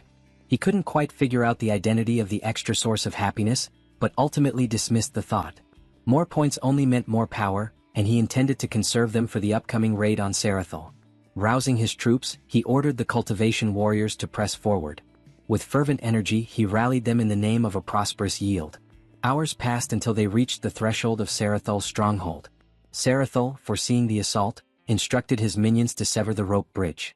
As the bridge collapsed, the phantoms mocked the approaching demons, ridiculing them with jeers. Their amusement didn't last long. Without hesitation, Kratos lunged across the chasm. Panic swept through the wraiths, until they realized he had miscalculated. He was plummeting. The phantoms erupted with laughter, calling him brainless for attempting such a reckless leap. Then the laughter died. They spotted fragments of his form embedded into the cliff face, once again with his posterior exposed. The ultimate glitch maneuver had been activated. The spirits flushed, blushing in discomfort. Slowly, Kratos began his ascent, turning once, turning again, revealing his backside with each twist. His expression remained grim and menacing. With a few more contortions, the demon lord reached the top. The specters, thoroughly unsettled, groaned in disgust. Kratos then gestured toward Zephyros, signaling the next phase of the operation. Zephyros gave a subtle nod in return. Kratos bolted inside. As per his calculated tactics, the food wraiths were expected to fear the potatoes. But by charging in unarmed and alone, he increased the odds they would fall for the trap. As predicted, Saruthal dispatched his food wraiths, believing the Demon King lacked the cursed tubers. Any contact with him would be their triumph. The spectral attackers surged forward. Kratos initiated a concealed maneuver, his so-called quantum leap. A glitch-based strategy now branded with an impressive name. Once more, his frame merged with the terrain, his posterior protruding as before. Then he vanished. The wraiths, unnerved, muttered about the bizarre nature of his movements, wondering when he gained the ability to phase through solid matter. they sensed him overhead. Lunging, they managed to grab hold of him. Victory seemed imminent, until he disappeared yet again. This marked the 19th occasion on which Kratos had executed this plan. He had memorized every crevice of the terrain. Having visualized the entire battlefield by combining all areas of enemy spawn from the game, he stood dead center, surrounded entirely by the food wraiths. Drawing in a breath, Kratos steadied himself. The phantoms believed he must be fatigued, even as the sovereign of demons. But Kratos declared internally that he no longer stood there as a ruler. He was a seasoned gamer. In the distance, Zephyros shouted the cue. He ordered the next step. From all directions, the cultivation squad appeared, launching their weapons. Not balls but potatoes. The tubers struck the agricultural phantoms directly. Simultaneously, Kratos instructed them to commence cultivation efforts. A few more seconds passed, just enough to fully appreciate the grandeur of the moment. Initially, Zephyros harbored some uncertainty regarding the strategy, yet soon came to grasp that the demon sovereign had once again devised a flawless approach. Earlier, Kratos had informed him that while he lured the crop wraiths into a single confined location, Zephyros was to direct the cultivation sentries along a mapped-out route. Zephyros reviewed the diagram of a forsaken, ancient watercourse. Nothing but a cul-de-sac, or so it appeared. Kratos insisted otherwise.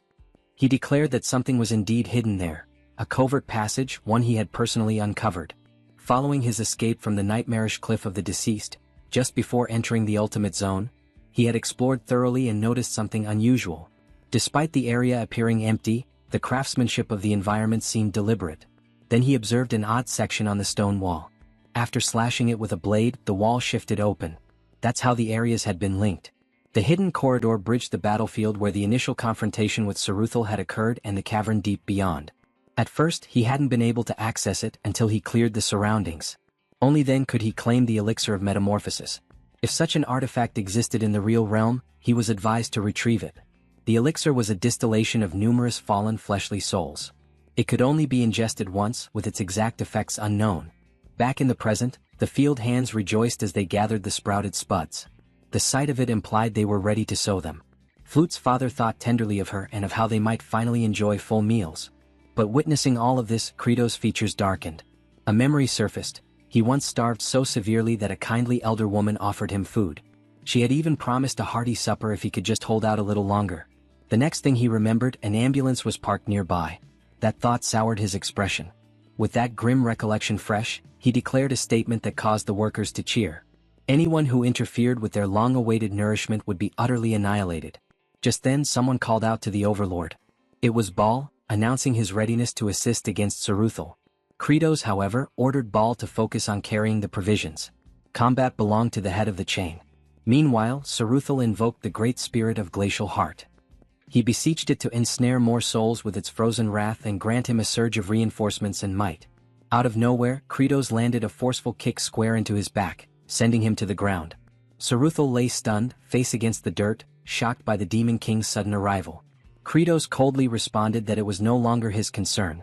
Pest extermination was now underway. As Saruthal remained crouched, Kratos loomed above. The former rebuked Kratos, branding him foolish to believe he could triumph single-handedly. Saruthal's form began to morph. He disclosed his genuine prowess. Despite the dramatic transformation, Kratos showed no reaction. His expression was blank, almost disinterested, for he had witnessed this countless times, 19 to be exact. In past playthroughs, while chasing the ever-fleeing Saruthal across the hazardous cliffs, aged Kimchi's player frequently ran into his minions. By the end, nearly every creature inhabiting those bluffs had been eradicated. Eventually, Saruthal retreated into the chamber containing the Heart of Ice Spirit. A fearsome relic, allegedly forged from the death of an ancient drake, it unleashed a chilling energy that ensnared wandering phantoms in the land of the living. Saruthal made attempts to summon additional allies using the relic's force, but the paladin always arrived in time for the final confrontation. There, Saruthal activated his most formidable power. He conjured a whirling gale, signifying his acceptance of Kratos' formidable nature. Gradually, the vortex assumed shape, an exact replication of Kratos himself. Saruthal was convinced this was the key to victory. Kratos knew all too well what was happening. Saruthal's signature ability allowed him to flawlessly duplicate his adversary's attributes and embody them. That was the climax of the encounter. At that moment, Saruthal possessed identical statistics to Kratos' own character, which were maximized to their limits. With staggering offensive capacity and a near-untouchable evasion trait, Even a single misstep meant instantaneous defeat. Nonetheless, the attributes that Saruthal replicated were from the current demon monarch Kratos, whose prowess was no longer as formidable. Saruthal lunged forward. Simultaneously, Kratos received a prompt to utilize his HP to acquire various attribute enhancements. He had the option to allocate 10% more to his existing stamina, which stood at 30%, as well as his psychological fortitude, bodily power, nimbleness, and arcane energy, each resting at 20%. With a reserve of 302 HP, Kratos spent 50 of them to elevate his agility to 30%. Saruthal was taken aback when Kratos sidestepped his strike with ease. Following that, Kratos delivered a punch with all the force he could summon. Another 50 points were consumed to boost his brute force from 20% to 30%. He met Saruthal's clenched fist directly with his own. The impact prompted Saruthal to cry out in pain, bewildered as to how Kratos remained unscathed. Kratos retorted that cultivating land also required intellect. Enraged, Saruthal attempted to unleash the Bloody Strike technique, but Kratos had already invested 50 points to amplify his magical force, raising it to 30%, and another 50 to augment his mental endurance to the same level. Both unleashed their lightning-based abilities. Saruthal was caught by surprise as his spell backfired, and he was struck by his own electrical discharge. The so-called Zeus impersonator began to liquefy, reduced to a viscous pool. His form now resembled that of gelatinous goo. At that moment, Kratos was informed that he had expended his HP to elevate all of his core attributes to a uniform level of 30%. Then, a notification appeared. His development quest was now fulfilled. As a consequence, a fresh ability had become accessible. Summon Farmer's Throne, which required 100 HP to unlock. This throne, a clear homage to Game of Thrones, was armed with an array of sturdy agricultural instruments. Kratos found the timing fortuitous, as he was in need of superior equipment. Even as a puddle, Saruthal still had the ability to speak. He addressed Kratos, questioning whether he believed the battle had concluded. Kratos responded in the negative. He was well aware that all second-phase encounters had a follow-up transformation. Saruthal's mask shifted again, now transforming into an archaic, malevolent dragon. He claimed that this was his true origin. Kratos was stunned. Witnessing it firsthand, the creature's offensive capability and reservoir of vitality were staggering. But it was expected. Saruthal served as the boss directly preceding the game's ultimate antagonist. Kratos, however, felt no dread. That was precisely when Baal and the agricultural enforcers arrived.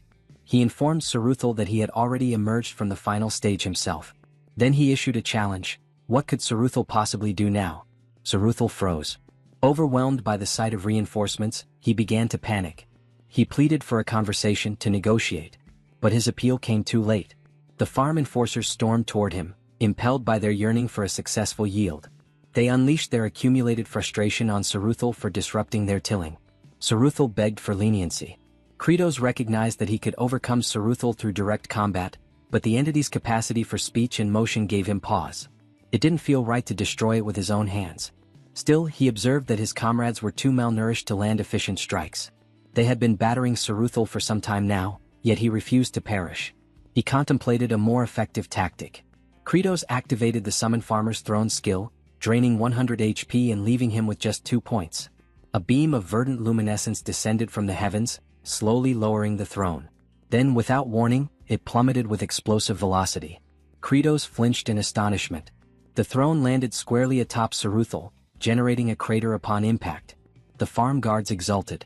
One demon jubilantly praised their monarch for not allowing Saruthal to simply expire, but instead, annihilating him with a brutal, skull-crushing blow.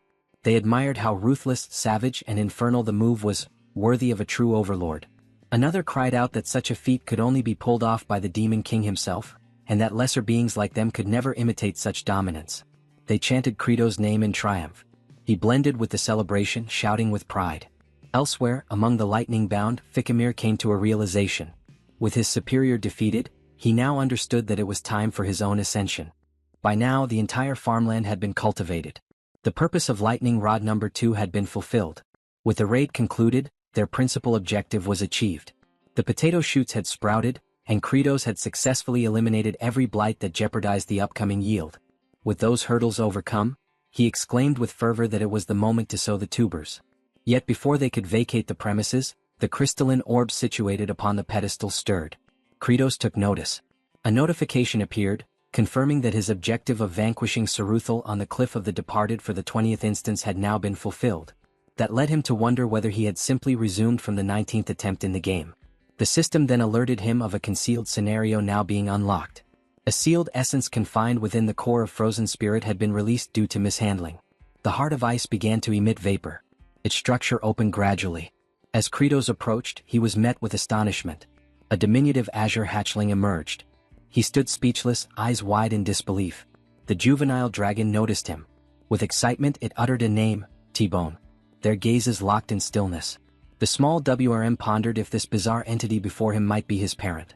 As Kratos extended his hand, the little one shuddered with sensitivity.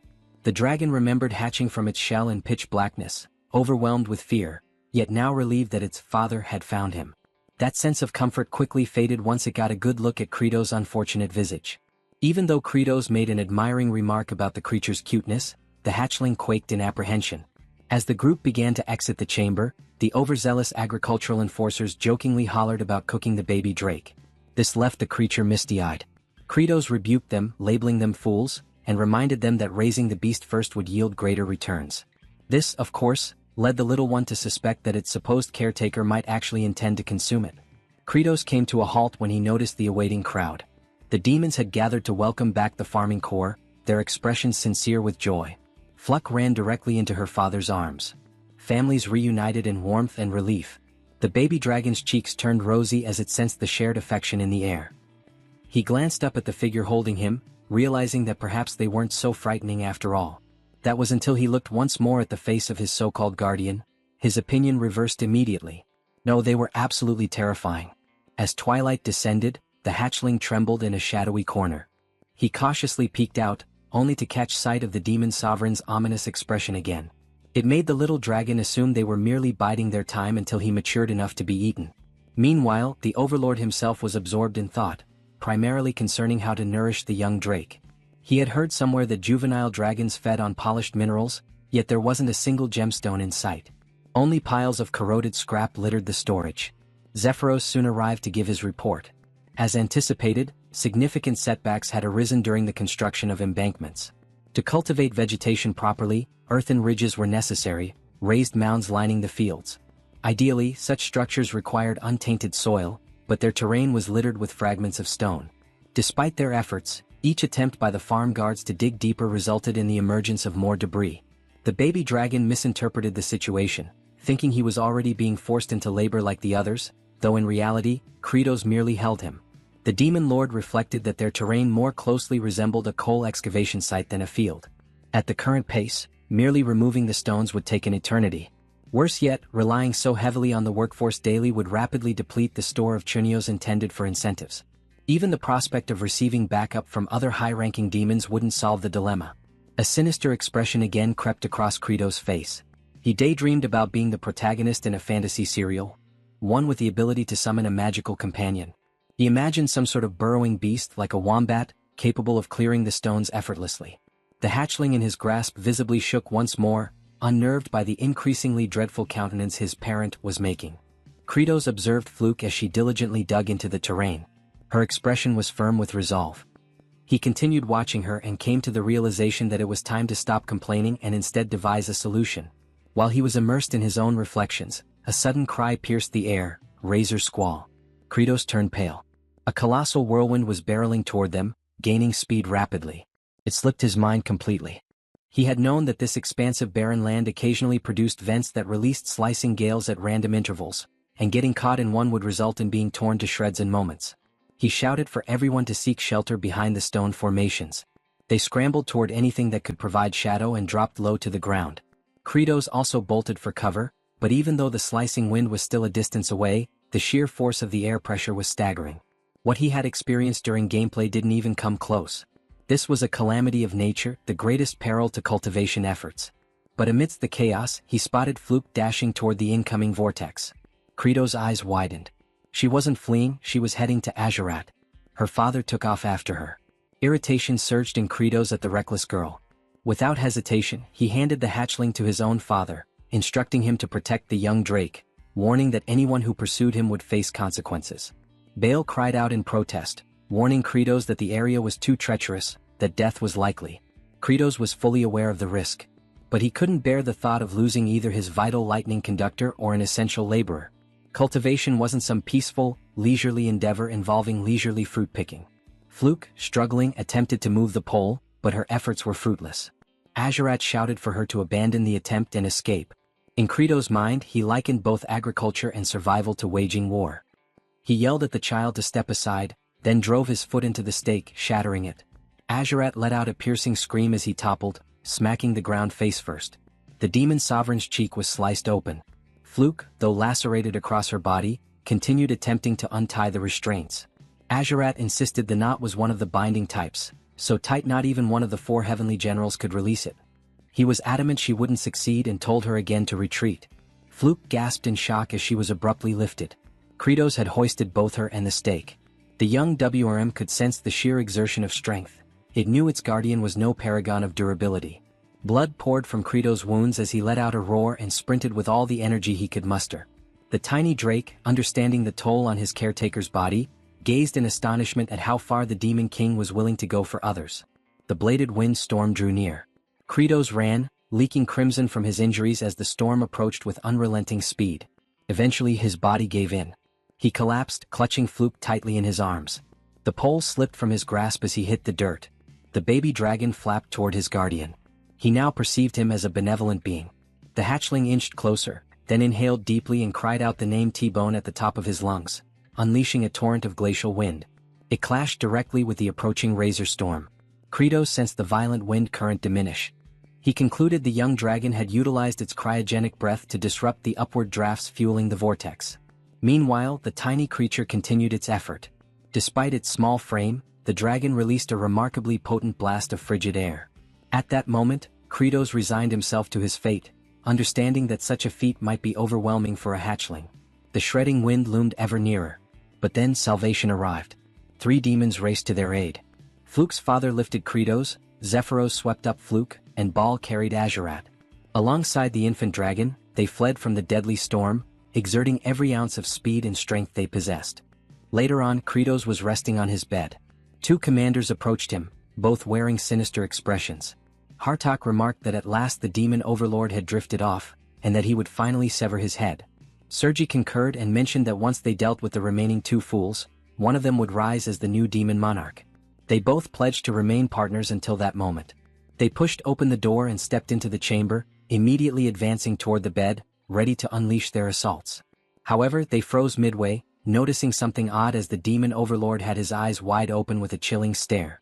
They stood frozen, feeling as if they had been anticipated, yet chose to push forward since it might be their only shot. Just then, Bahal and Azurat entered the chamber, questioning what the 2 thought they were attempting. The towering figure warned that the demon overlord was resting peacefully and that they shouldn't interrupt him. He also added about the expression Credos made while dozing off, creepy enough to deserve the title of demon overlord even in slumber. With that, he stressed that if they dared disturb their master's rest, they would deeply regret it. The one wearing the monocle admitted he understood the muscle-bound brute's point, but questioned whether Azurat was in the same boat, considering siding with a demon overlord obsessed with agriculture. Azurat answered that he wasn't particularly thrilled about it, but owed his life to Credos, and thus was merely repaying that debt. Hartok then asked if he hadn't realized yet that this entire potato farming scheme was only causing chaos, certain that beyond failing, it would drive them all into famine. So he wished to know if that didn't bother him. Without delay, Azurat responded that things were simply like that, and recalled young Flute toiling so earnestly despite her age. For that reason he stated if they wished to survive, they had to be willing to risk their lives. Even though he preferred risking it in combat as that was simply his nature. The one with the monocle firmly declared they would regret that decision, then exited the room with Sergi. At that instant, the commanders heard a noise from the chamber and saw that the demon overlord had awakened. Credos, bewildered, called out Azurat's name, and the general questioned whether he might have overheard their entire discussion, though he quickly clarified he wasn't supporting him or anything similar. He insisted that he was merely repaying what he owed or something along those lines. Nonetheless, Credos, with a menacing glare, demanded to know what on earth the lightning rod was doing walking around. Azurat, puzzled, had no time to react before receiving a bloody strike so intense it was visible from outside the fortress. They left the room, with Bahal carrying the battered Azurat on his back. And the demon overlord stated that they couldn't waste any more time and urged to gather everyone to resume clearing the lands. The general then mentioned that in truth, the stones had already vanished and that Zephyros had taken care of it. He appeared puzzled upon hearing that, until he noticed his subordinate giving orders to the farming squads. Observing this, he moved closer and questioned the patrol about what had been done with all the stones. Zephyros gestured toward a certain direction, stating he was with a particular creature. From a distance, Kratos glanced over and asked if it was T-Bone. The young dragon carried as many stones as possible in his mouth and flew back repeatedly to fetch more. He figured he couldn't shield his father from the slicing wind since he was still too small, but he was determined to eat plenty so he could grow swiftly. While soaring, he realized his father was calling him and immediately changed course toward him, which made Kratos thrilled to see his child even while wearing a fearsome expression. He contemplated that the slicing winds didn't occur frequently, and that if his baby dragon kept watching the sky and released the icy breath at just the right moment, they might manage to block the hurricane, but he considered there was no alternative, since avoiding this would lead to an even bigger problem. Then Zephyros mentioned that the Chunho supply was running low and asked whether they should prepare more.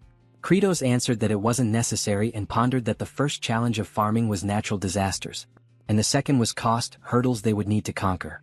Meanwhile, inside the fortress, Sergi rested in her chamber until she removed her helmet. She, a stunning blonde, shook out her hair and remarked that the stench of manure still clung to her even after so many days without stepping into the fields. At that instant, Kratos called at her door, saying they needed to discuss something. She found it odd, since the demon overlord had never come to her room before, so she questioned what he wanted, claiming they had nothing to discuss. He stated he truly needed her assistance and asked her to please open the door. She became enraged and ordered him to leave, but he insisted, warning her that he would enter. Sergi spun around, shouting that there was no reason for them to talk, until she saw Kratos nearly naked crossing the doorway and became frantic at the sight. She then demanded to know if he was insane for entering a woman's room like that. Immediately, he dropped to a crouch, prompting her to ask what on earth he was doing. Kratos explained that without her, he was helpless. She didn't understand and blushed furiously. Kratos reflected that in order to cut costs, he was even prepared to kneel since he urgently needed her sharp blade at that moment. Sergi, still flustered, said that if he needed it so desperately, she was willing to hear him out. He quickly noticed her reaction and couldn't believe she had suddenly changed her demeanor. They proceeded to the storage area and stood before the potatoes. Kratos requested her to slice the potatoes since they needed to be halved for planting. Upon hearing this, she flew into a rage, feeling completely deceived, while cursing the demon overlord with every possible insult. He attempted to clarify that the task was simple, and that she shouldn't cut potatoes with 3 or fewer sprouts, but if there were 4, then she could proceed. He stressed that she must keep in mind the number of sprouts on each side of the slice, since they needed to be evenly divided. After sharing the instructions, he held the potatoes and declared he would toss them. But Sergi firmly stated she never agreed to do that. Nevertheless, he threw them anyway and without time to react. She braced herself and, using remarkable skill, sliced all the potatoes perfectly in half, cutting with extreme accuracy that even left Kratos astonished. He began inspecting them one by one and questioned how she managed to slice so precisely.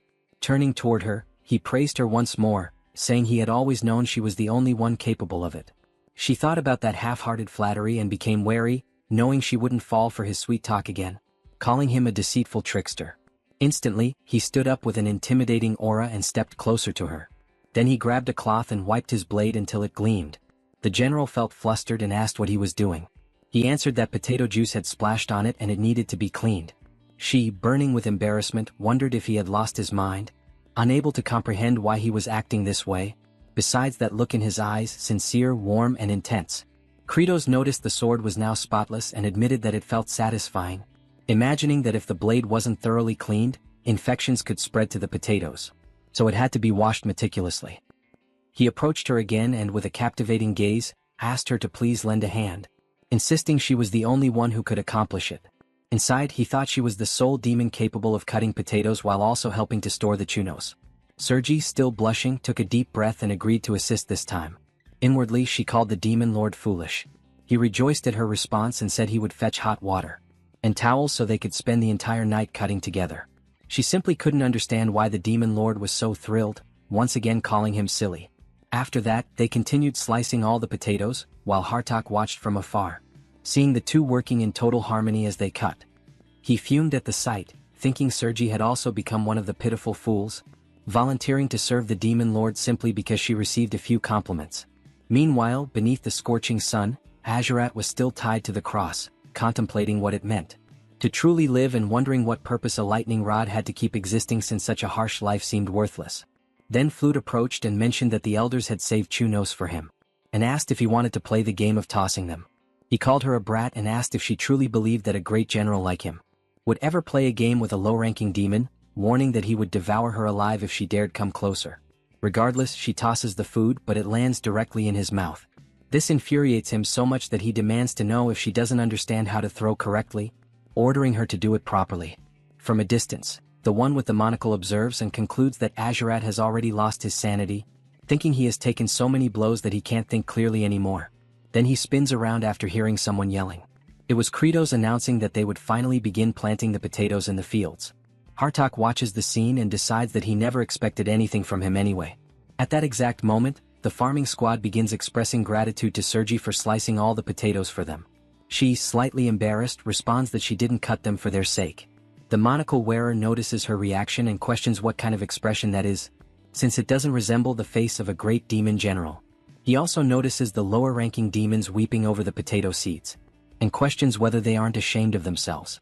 He concludes they are all fools and internally declares that the greatest mind among the demons will rise to take the demon lord's throne. Meanwhile, Kratos instructs them to keep planting since soon the sprouts will emerge and break through the ground. He further warns that when that happens they should start removing the extra sprouts. Bahal claims he's very skilled at cutting, but the demon lord orders him to stay quiet, and explains that each seed piece can produce 3 to 6 sprouts. Following this explanation, he poses the question of what is preferable, more or fewer sprouts. The demons answer that more would be better, but Kratos corrects them, stating that fewer is actually ideal. They appear bewildered and question why fewer is better, convinced the demon lord must be mistaken. Hartok, witnessing the conversation, becomes frustrated and calls everyone utter fools. Then he urges them to think for a moment because if there are too many sprouts, they will compete with each other for nutrients. In other words, the potato itself will end up with fewer nutrients. Kratos overhears from afar and admits his surprise, asking how Hartok knows that, and whether he has cultivated before. Hartok replies by questioning if they truly need to be taught something so fundamental, explaining that the sprouts and the potato share the same nutrients, which should be obvious. Kratos then asks how many sprouts would be ideal, and Hartok responds that 2 would be the obvious answer. But after thinking further, he concludes that practically speaking, they could assume 1 sprout is best. However, if that single sprout damages the potato's root, it might die. He also proposes that they could create fertile soil artificially, by adding manure and turning the earth to improve airflow. Everyone stands in awe at his explanation as he continues, stating that the soil group won't only benefit the potatoes but also weeds that compete for nutrients, which means those weeds will need to be eliminated. The demon lord simply cannot comprehend what he has just heard, and loudly demands that everyone applaud since they have a true genius in their ranks. All the demons begin shouting, "Genius, genius, genius," and Hartok becomes agitated hearing it as they don't stop praising him for even a moment. For a brief instant, he recalls how his mother always called him foolish, and turns around, overcome with emotion, trying to hide that he is tearing up, not fully understanding why he feels that way. Then Kratos steps forward and calls him wise, declaring that from now on, he will appoint him to lead the farmer troops as their commander.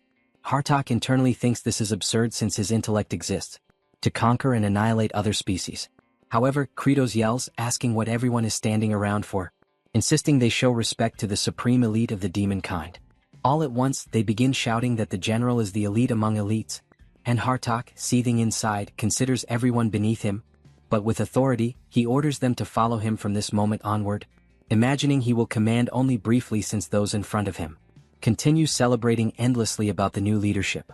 At that point, a system notification appears stating that Kratos has won the psychological battle. He feels confused by this since he has no idea what it refers to. Another notice informs him that he recognized Bahal's neglected childhood, and transformed him into a loyal subordinate. He questions internally if he really did this unconsciously. There's also a notification mentioning that Azurat, who had never had a friend, has gained a new companion and thus lessened his violent nature. Kratos doesn't quite understand which friend it's referring to. Meanwhile, Sergi's heart softened. She was a woman who had never experienced love. He also established trust in Hartok, who merely desired acknowledgement. Because of these developments, he now has access to a new skill by using 200 happiness points, and the skill revealed is blood vision. He feels shocked because this ability wasn't in the game at all, and is probably original, just like the Farmer's Throne skill. The system explains that this ability allows him to glimpse the near future of his target, currently up to 6 hours ahead. It also specifies that the target can be a living being or an object. But his surprise intensifies immediately after. A new notification says it can even be used on the sky. This revelation excites him immensely since it's essentially a weather forecast. Meanwhile, somewhere between the forsaken lands of the demons and the human territories, specifically in the village of exiles, a man arrives announcing that he has completely recovered. His subordinate greets him warmly, expressing relief to see him well again. Rivage thanks him for all the support and admits he wishes he could be reborn with a sturdier body next time. Diol chuckles and responds that he'd rather be rich like a noble so he could boss people around.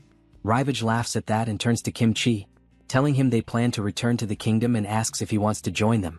With a serious look, Kim Chi replies that he's unsure.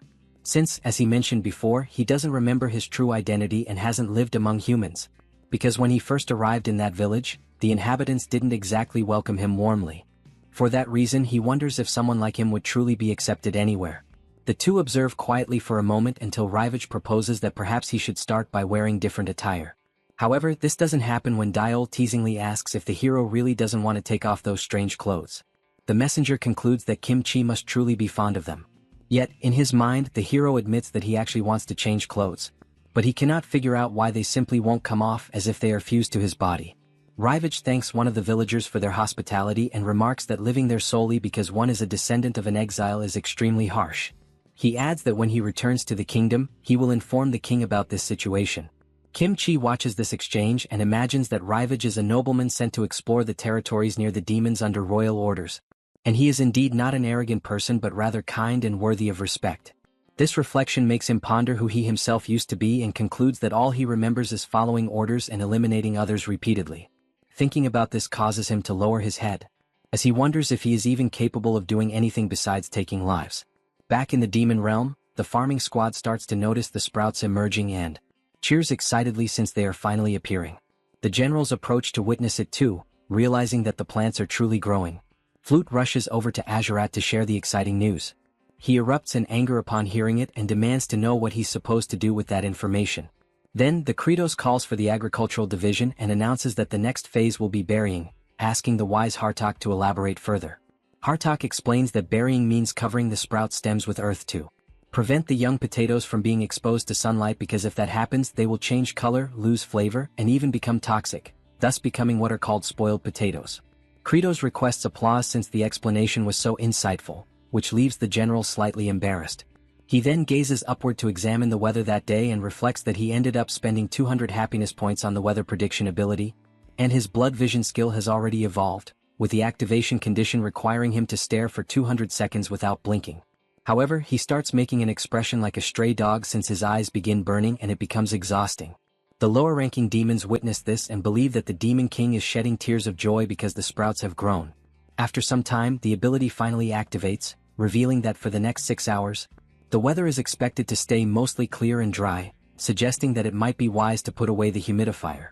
Kratos finds this intriguing and tells T-Bone that he will be able to rest peacefully since there won't be that ridiculous windstorm.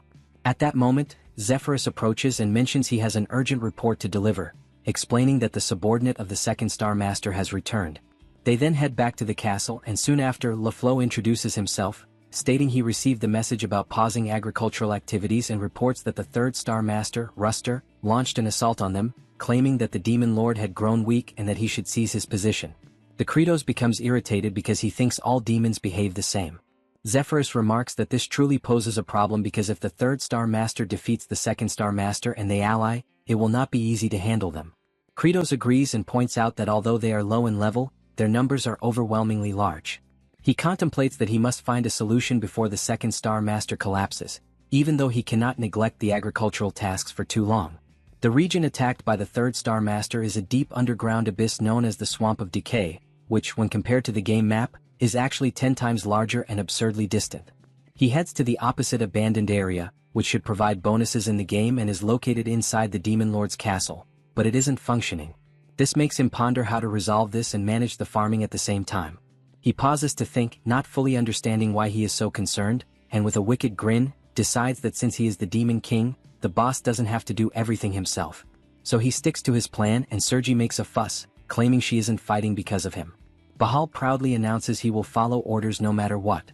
The Kratos concludes that he can dispatch 2 of his 4 generals to the battlefield, and along with some powerful demons, they can make a significant impact. He knows that in the boss's domain, the shortcut system is fully connected, including one that leads directly to the Swamp of Decay. Aware of this, he orders the long-range sprayer to be launched, believing that if he and Hartok fully concentrate on the fights, everything will succeed. The Second Kingdom is engulfed in flames, and Planus, the Second Star Master, is kneeling on the ground and confronts the enemy, demanding how he dares challenge the Demon King and commit treason. The demon approaches and declares that this is a revolt, saying he had no other choice. This is Ruster, the Third Star Master. He claims that ending that war will only bring devastation to their race. Planus becomes even more infuriated and argues that the Demon King promised to provide fertile lands, so they no longer need to battle humans for sustenance. Ruster responds that this is not the issue, and with his weapon lifted, he states that fighting with bravery is the pride of their kind. Suddenly, a weapon flies toward them and strikes the Star Master's club directly, knocking it away. He turns to see what caused it and realizes it is 2 of the Celestial Generals. Sergi wastes no time and admits to Ruster that he is correct, as their race truly was born to battle.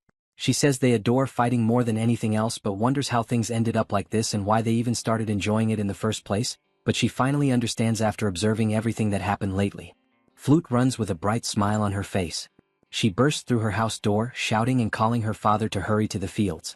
Once they return to the field, they are amazed to see the beautiful crops that have grown. Witnessing this brings tears to the lower demons and even Azurat, who also weeps because of it. Hartok and Zephyros watch from afar, as does Kratos, standing proudly before his grand accomplishment. The little girl runs, calling for the Demon King, and Happy says that it is truly beautiful and that she has never seen anything like it before. Kratos simply remains quiet. Back with Sergi, she charges fiercely at the demonic master and attacks with her countless swords. The opponent, distracted, fails to notice the tyrant closing in and gets grabbed. She seizes the chance and unleashes an endless barrage of strikes while her target is restrained. Ruster starts begging her to stop and insists he never mentioned finishing anyone off, claiming he was there to save lives and doesn't understand what they are doing. She reflects that this might be true, but she doesn't stop attacking, declaring that sometimes one must be eliminated to protect many others. He becomes enraged hearing this since it makes no sense to him. Meanwhile, Kratos, in front of Flute, remarks that finally they started to sprout and that there were many at once, then orders the useless flowers to be cut immediately. The demons are upset about this, and Azurat starts yelling, declaring he will never forgive the Demon King for being so heartless. Hartok enjoys hearing this since even in that situation, the king stayed true to his nature. Because of that, he asks what everyone is waiting for since they must carry out the order at once. Dirac, though upset, kneels in front of the flower and sees it looking sad. Another demon laments, saying he cannot do it because they put in so much effort to make them grow and had never seen anything so beautiful on that land. The general, with little patience, warns that if they leave the flowers there, they will consume all the nutrients instead of the potatoes doing so, and the priority is to make the potatoes grow large and well-fed, not create a flower bed. The farming troops then comply even though it pains them deeply. Kratos watches this with excitement since he enjoyed hearing the word potato echo in his mind. After that, the generals return and report that they have captured Ruster. The Demon King makes it clear that this is the consequence for sparking a rebellion and that everything he built was destroyed by another, and he will do something about it.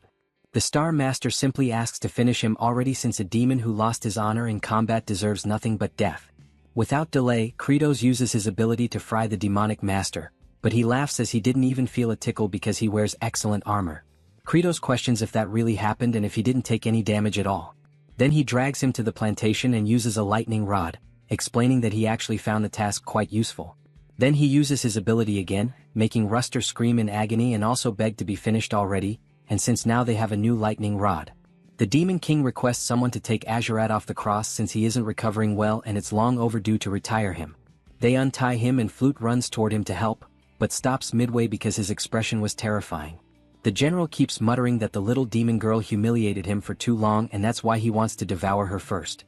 She freezes in shock upon seeing his ominous aura.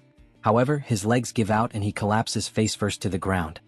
He curses it all since it has been ages since he last walked until Bahal approaches and lifts him into his arms, leaving Azurat inconsolable to the point of demanding what the hell he thinks he's doing since he's not a princess to be carried around like that. The big guy ties him to his back to carry him and says it was an order from the Demon Lord and that he'll stay like that for now. The Prince of Darkness is furious about it, swearing that he will never forget this humiliation. Meanwhile, Kratos watching from a distance admits that he was worried that Lunatic would snap again, but when he used his blood vision skill, he quickly knew the weather would stay the same for 6 hours, and so he decided to release him. He points his finger and says that harvest day will come soon, so they need to move faster.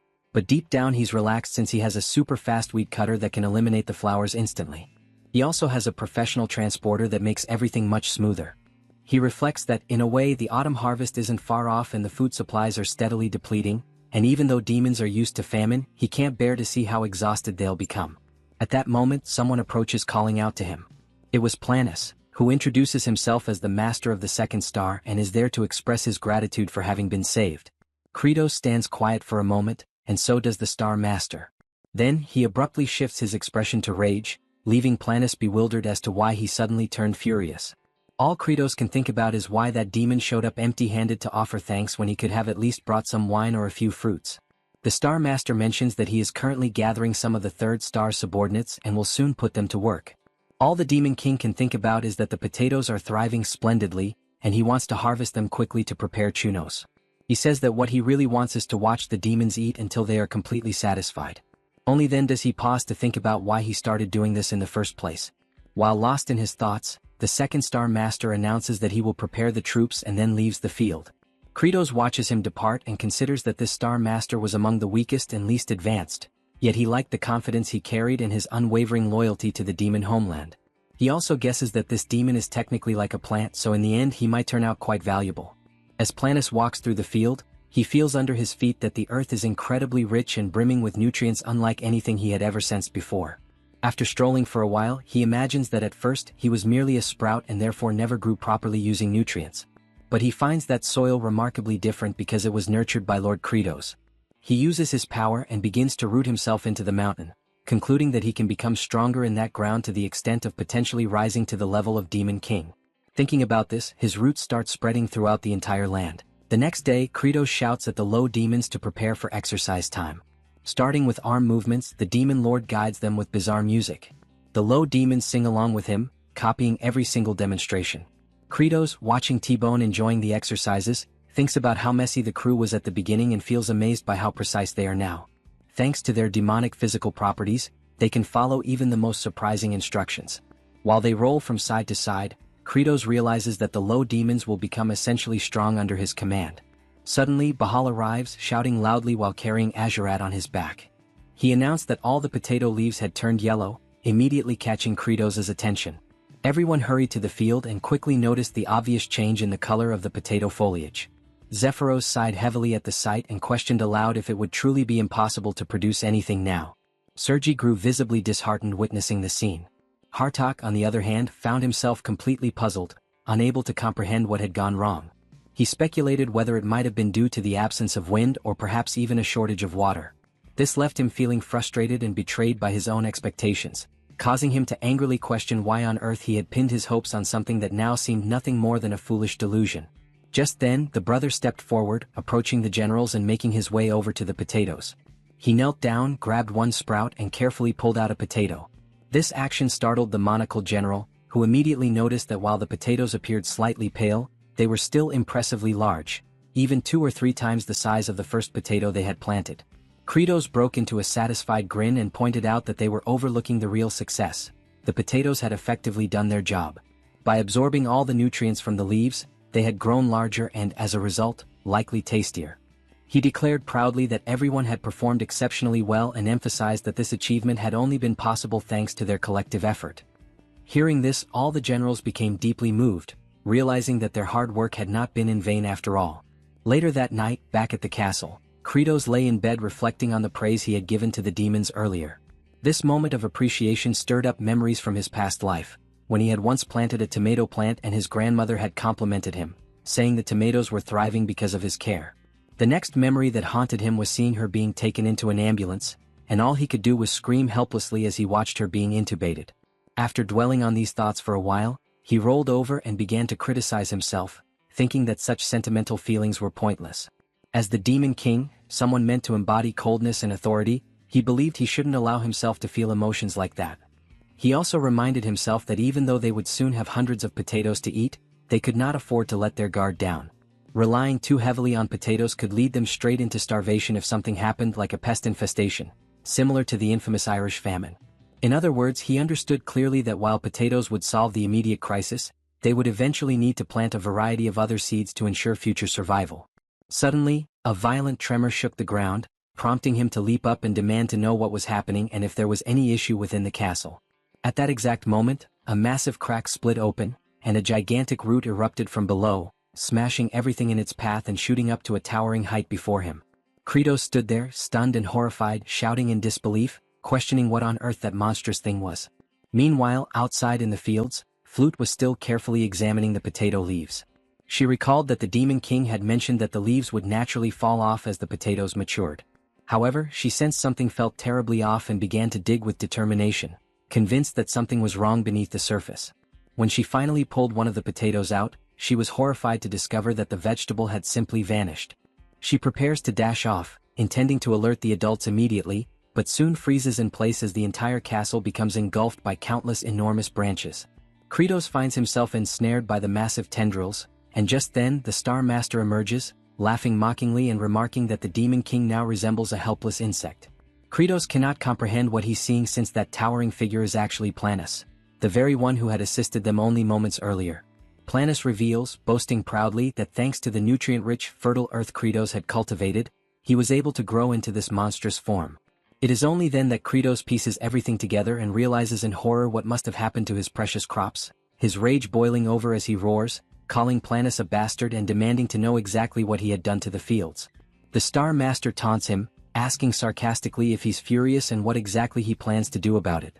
Without warning, Planus violently swings Kratos back and forth before hurling him forcefully to the ground, causing severe injuries instantly. Meanwhile, the generals scramble frantically around the castle, struggling to make sense of the chaos, while Bahal pleads to be freed so he can rush to rescue the Demon King. Sergi and Azurat question if he's lost his mind, pointing out that even if they attempted something, facing that star demon would be impossible. Yet, Bahal remains defiant, asserting that indeed the Demon Lord is weak, a truth he discovered when he himself was aided by Kratos, proving how fragile the king truly is. The devastation within the castle continues without pause, until Planus, having absorbed all the nutrients from the earth, assumes a gargantuan form. At that moment, Kratos plummets helplessly from the immense height. The generals gaze upward in disbelief, and Zephyros is left aghast, questioning if that towering creature is truly Planus. Planus commands all to listen and with a chilling voice, declares that Kratos is dead. All the generals are left in utter shock, unable to process it, and the loyal servants and the baby dragon share the same disbelief. The lower demons are overcome with grief, especially Flute, who breaks down sobbing uncontrollably. Planus continues his proclamation, reminding them of the ancient demon law that dictates power belongs solely to the strongest. For that reason, he officially declares himself the new Demon King and orders every last one of them to bow before his overwhelming might. Hartok reflects on the unfolding scene, realizing that the Star Master had indeed absorbed all the land's nutrients, and with Kratos incapacitated, he is now unquestionably the strongest. Accepting this brutal truth, he bows, resigning himself to the rule that demons always follow strength above all else. Sergi, filled with frustration, reluctantly bows as well, followed by Bahal and Azurat. Zephyros remains in disbelief, paralyzed by the reality of the situation, while Azurat urges him impatiently, demanding that he show proper respect. Seeing no alternative, finally bows too, and in that moment, everyone submits to the colossal new king, while Zephyros can only cry, mourning the loss of his sovereign. Meanwhile, Kratos finds himself in a different realm, where he hears the voice of his mother from his childhood, calling to him and inviting him to play hide and seek. He senses something odd about that day and wonders aloud if this might be a dream. His mother instructs him to close his eyes tightly, promising to count to 10, and only after that should he begin searching for her. The young boy begins to count, and when he finally reaches 10, he calls out, asking desperately where she is, unable to locate her. In a rising panic, he starts to scream, pleading for his mother to come out, and wonders if counting to 10 again might somehow bring her back. Kratos observed that moment with his head lowered, as his childhood self could do nothing but cry out for his mother, sobbing and insisting that he had finished counting and for that reason, wanted her to appear. Suddenly, a system notification called out to Kratos, urging him to wake up. He eventually forced his eyes open, trying to comprehend what had happened and questioning whether the message had truly addressed him by name. Confused, he asked the notification where it was and if by any chance he had already died. The system instructed him to move, warning that if he did so, he might still survive. He wondered if he could use the glitch technique but quickly realized he couldn't, since there wasn't even enough space to shift his body. However, he noticed that at least one of his hands could still move, so he decided that even if it had to be slow, he would begin digging. Despite the agony, he kept pushing himself, determined not to give up. Meanwhile, outside, Planus called for the scribe to come forward. Zephyros approached and introduced himself formally as the recording secretary. The Star Master then commanded him to record everything accurately, declaring that this was their first grand step and announcing that they would soon begin the invasion of human territories, making it clear that they intended to dominate all humans and raise them like livestock to be consumed. Hartok lamented the situation, remarking that it seemed they had gone back to the beginning. Azurat thought it was actually good news, as at least he would get to fight and slaughter as many as he pleased. Sergi reflected that this was the life demons had always led anyway, and if it meant satisfying his hunger, then so be it. Bahal, on the other hand, didn't think about anything at all. At the same time, all the generals struggled to understand why this new situation left them feeling so uneasy. Meanwhile, Kratos kept trying to crawl out from beneath the debris but felt his breath slipping away as he struggled to breathe properly. Back outside, Planus ordered all the demons to seize their weapons, declaring that it was time to march forward. Zephyros had a thought and warned the new demon king that they couldn't go to war at that moment. Planus didn't appreciate hearing that, and his menacing look caused all the generals to tense up in fear. The secretary tried to clarify that the only food they currently had was a small supply of potatoes, which wouldn't even be enough to feed half the army. Planus dismissed the concern, saying they actually had more than enough food. Then, using his massive branches, he seized Flute, leaving her terrified. Her father began screaming desperately in horror. This immediately caught Azurat's attention. Planus displayed the frightened girl and announced that there were many weak, worthless demons there, ordering that they be used as sustenance. The girl screamed frantically, insisting that it wasn't like that anymore, and that nowadays they could survive without devouring each other. She shrieked louder and louder, reminding everyone that the king had promised them such a future. Planus watched her desperate cries and then dropped her from the towering height. Meanwhile, Kratos, still trapped under the rubble, realized that his heart was stopping. He concluded that if he died now, all the demons would starve. So, he forced his eyes open and activated the bloody strike technique on himself, electrocuting his own body. He decides he cannot allow everyone to starve again, so he resumes digging, screaming with all his might to draw out energy, and with that effort he manages to dig even if only little by little. Outside, Planus is watching as Azurat rescues the little girl, cradling her in his arms. The MC keeps struggling to climb, and whenever his heart threatens to stop, he uses his bloody impact technique to jolt himself awake, but he realizes he's far too exhausted. Then he starts to contemplate whether he still has a long way to go, or if at least he is heading in the right direction, questioning whether his efforts still hold any meaning. Thinking about this weighs him down even more. Outside, all the generals stare wide-eyed, watching Azurat holding the child. Flute is speechless after being saved, and the Star Master asks if he has completely lost his mind. The Blood Prince just keeps staring until he feels the tremor and realizes the massive demon is closing in. Panicked, he tries to cover up by claiming that the little girl is his snack since he had been eyeing her for a long time. However, Planus doesn't buy into this absurd excuse and strikes Azurat harshly with a branch, sending him flying past the generals and leaving him knocked out on the ground. Zephyros laments the scene since he's powerless to intervene. The Star Master once again demands that everyone get ready for battle. Zephyros musters courage and shouts that there's no valid reason to proceed like this.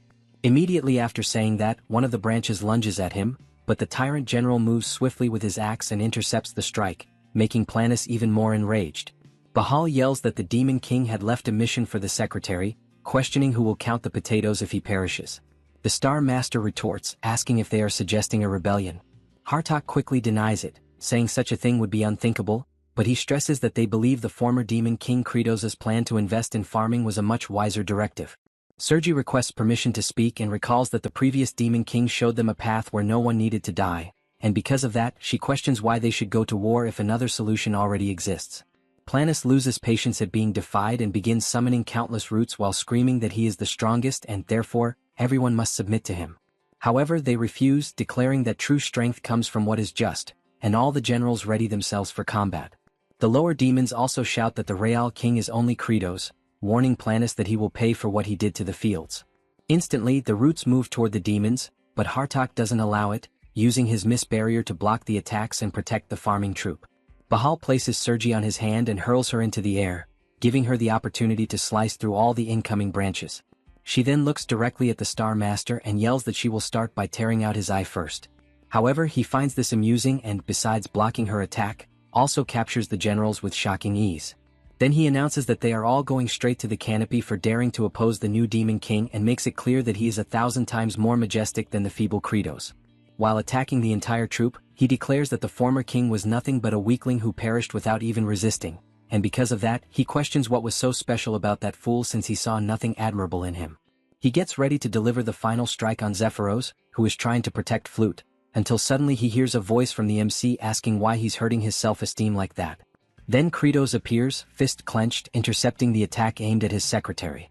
Next, he smashes the branch into dust in an instant. Planus is stunned to see him alive, unlike Flute, who immediately smiles upon seeing him. The system message appears, stating that Kratos has unlocked a new system and skill at the edge of death, and that concentrated nutrition has been activated.